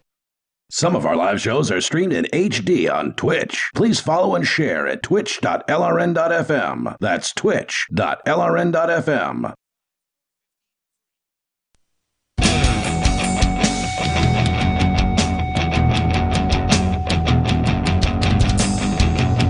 Free Talk Live. Call in, talk about whatever's on your mind. Perhaps I'll be able to get you in, as long as you're not James in Arizona. He doesn't get to call in.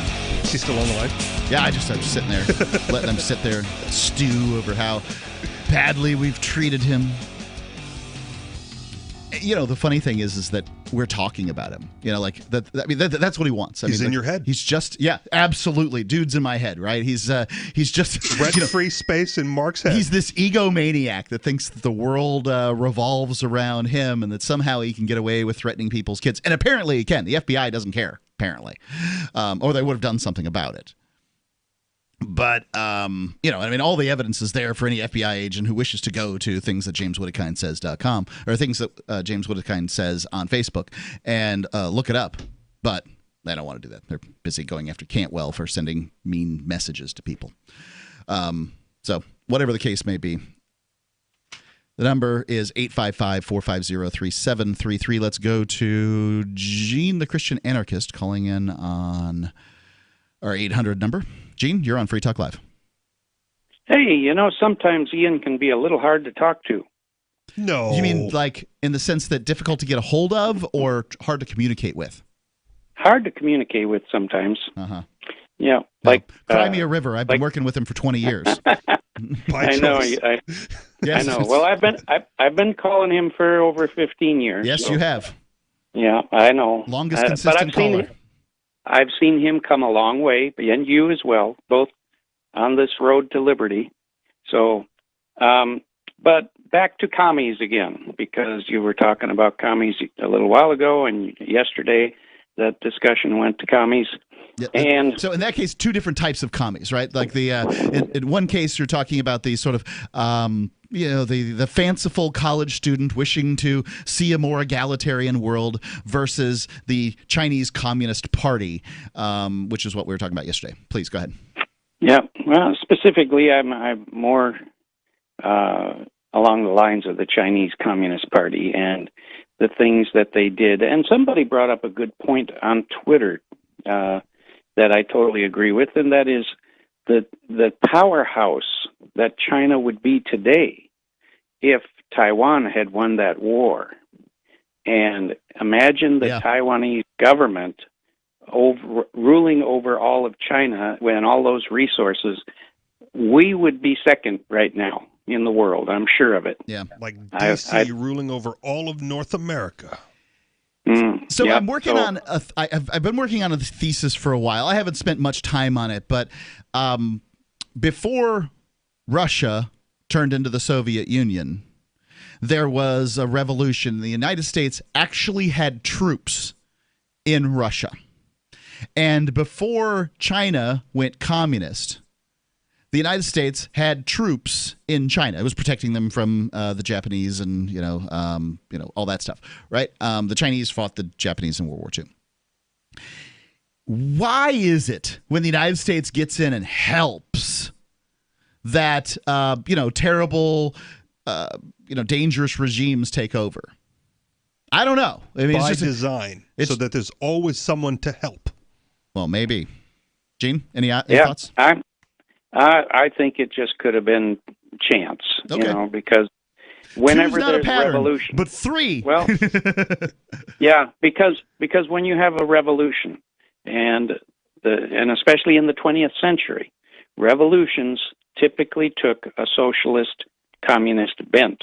Yep. No matter where you look at, you look in South America, you look in China, you look in Russia. Generally, the revolutions have gone towards communism because communism was offering a pie-in-the-sky heaven. They were saying, all the masses will have all this wealth and stuff. Yep. But we've obviously seen their track record over the 20th century. And many of those...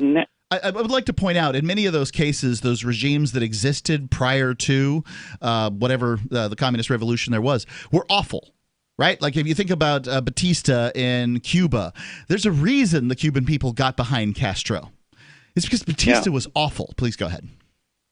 Yeah, the revolution is always for a good reason, but the people get fooled by these promises that can't be kept. Every time. We have 100 years of history to prove that those things don't pay off.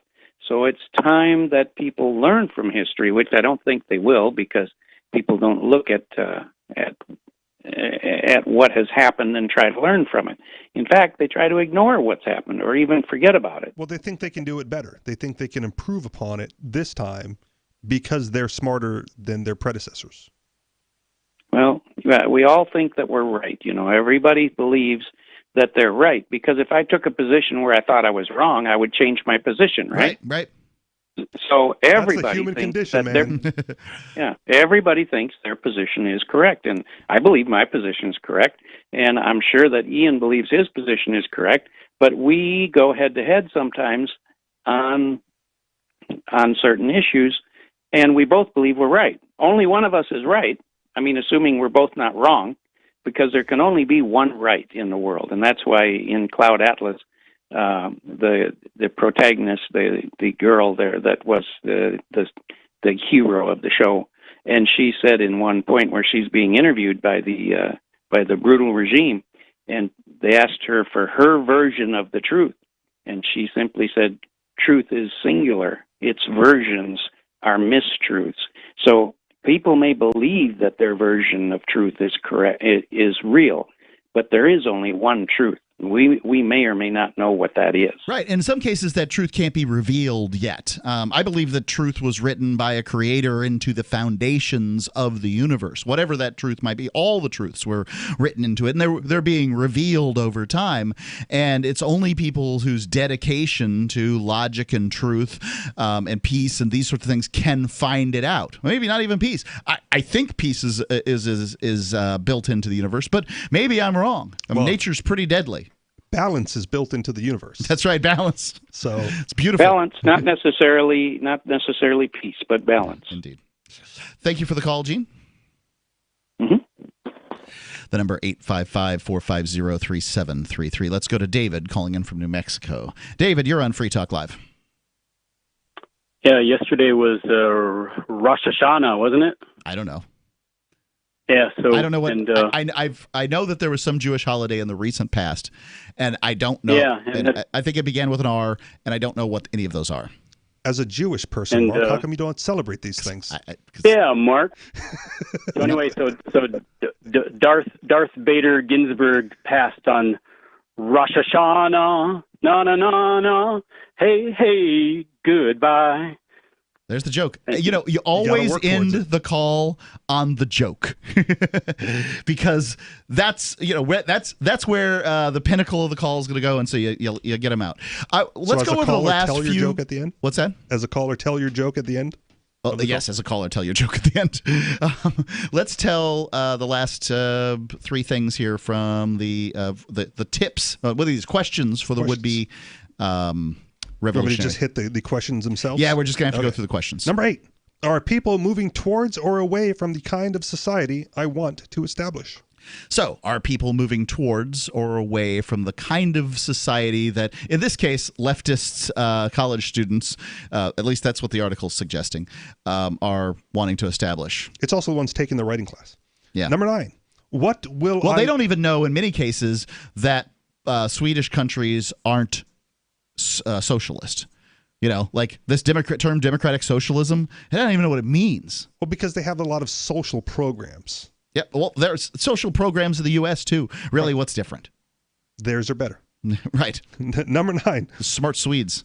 What will I do with people who aren't willing to go along with my revolution? That's a really great question because somebody doesn't think your idea is that great. And what are you going to do with that person? Are they allowed to say that they don't like it? Am I allowed to get on the radio and say, hey, this particular president's a bad person? Well, you dig a hole 40 or 50 meters deep and you chuck them in. With an incinerator at the bottom and chuck them in. Number 10. Am I letting myself off the hook for questions 1 through 9 and giving myself too much credit for passion and sincerity? Yeah, I mean, you know, all the best intentions in the world. Where do they say, hey, the road to hell is paved by? Good intentions. Yeah, that's because it absolutely is. Once the ends become the most important thing and not the means, because that's what it sort of means in a nation of laws. For better or for worse, what they're saying is that the means is important as to how you get to the ends. Yep. And so, yeah. Peace is not the end, it is the way. There you go. Something like that. Yeah, something like that. I'm kind of curious as to what the results of this writing seminar would be. Like, what do these students come up with, if that was ever a thing? Rick in Tennessee, I wish I could have got you on. Call back tomorrow between 7 p.m. and 10 p.m. Eastern Time here on Free Talk Live. We do it every night of the week. Remember when you first heard about Bitcoin? How long did it take you to realize this little project would soon change the world? Do you kind of wish you had got involved sooner? Well, now is your chance to be a part of the next revolution in money. Intercoin is working to finally make crypto go mainstream. It's designed to be scalable enough to support everyday payments and even elections without the state. Bitcoin was originally supposed to be a peer-to-peer cash system, the way we would all pay one another without having to trust any third party. But instead, over time, it mostly became a store of value. That's because every 10 minutes, the Bitcoin network must put all transactions into a block, and that block can only hold so much. If crypto is to become mainstream for people to use it for everyday payments, we need a new architecture, one that is as secure as Bitcoin while being far more scalable. Check out intercoin.org to find out more and maybe pick up some of those coins for yourself. Are you tired of your taxes funding endless occupations around the world? Antiwar.com is run by people who understand that wars abroad become wars at home, wars on our freedoms. Antiwar.com is dedicated to bringing you the latest in news, views, interviews, and reviews from the top movers and shakers in the anti-occupation movement. Antiwar.com has it all, from thorough foreign policy analysis to interviews with whistleblowers who used to run the military-industrial complex. Anti-war, pro-free market. That's antiwar.com. What if you want to hear the latest episode of Free Talk Live, but all you have is your phone, you forgot to download our archive, and you have no data connection? You can call our Listen line at 641-793-0191. That's a long-distance number, so you may incur charges. If not, listen as long as you want. 641-793-0191. The Free Talk Live Listen line, 641-793-0191. This is the Liberty Radio Network, broadcasting the latest liberty-oriented audio content 24 hours a day at LRN.FM. Preparing for a showdown in the Senate over a Supreme Court nominee. I'm Ann Carrick, Fox News. President Trump is vowing to fill the vacant seat of the late Supreme Court Justice Ruth Bader Ginsburg this year and maybe before the election, but he'll need Senate approval to get it done. Fox's John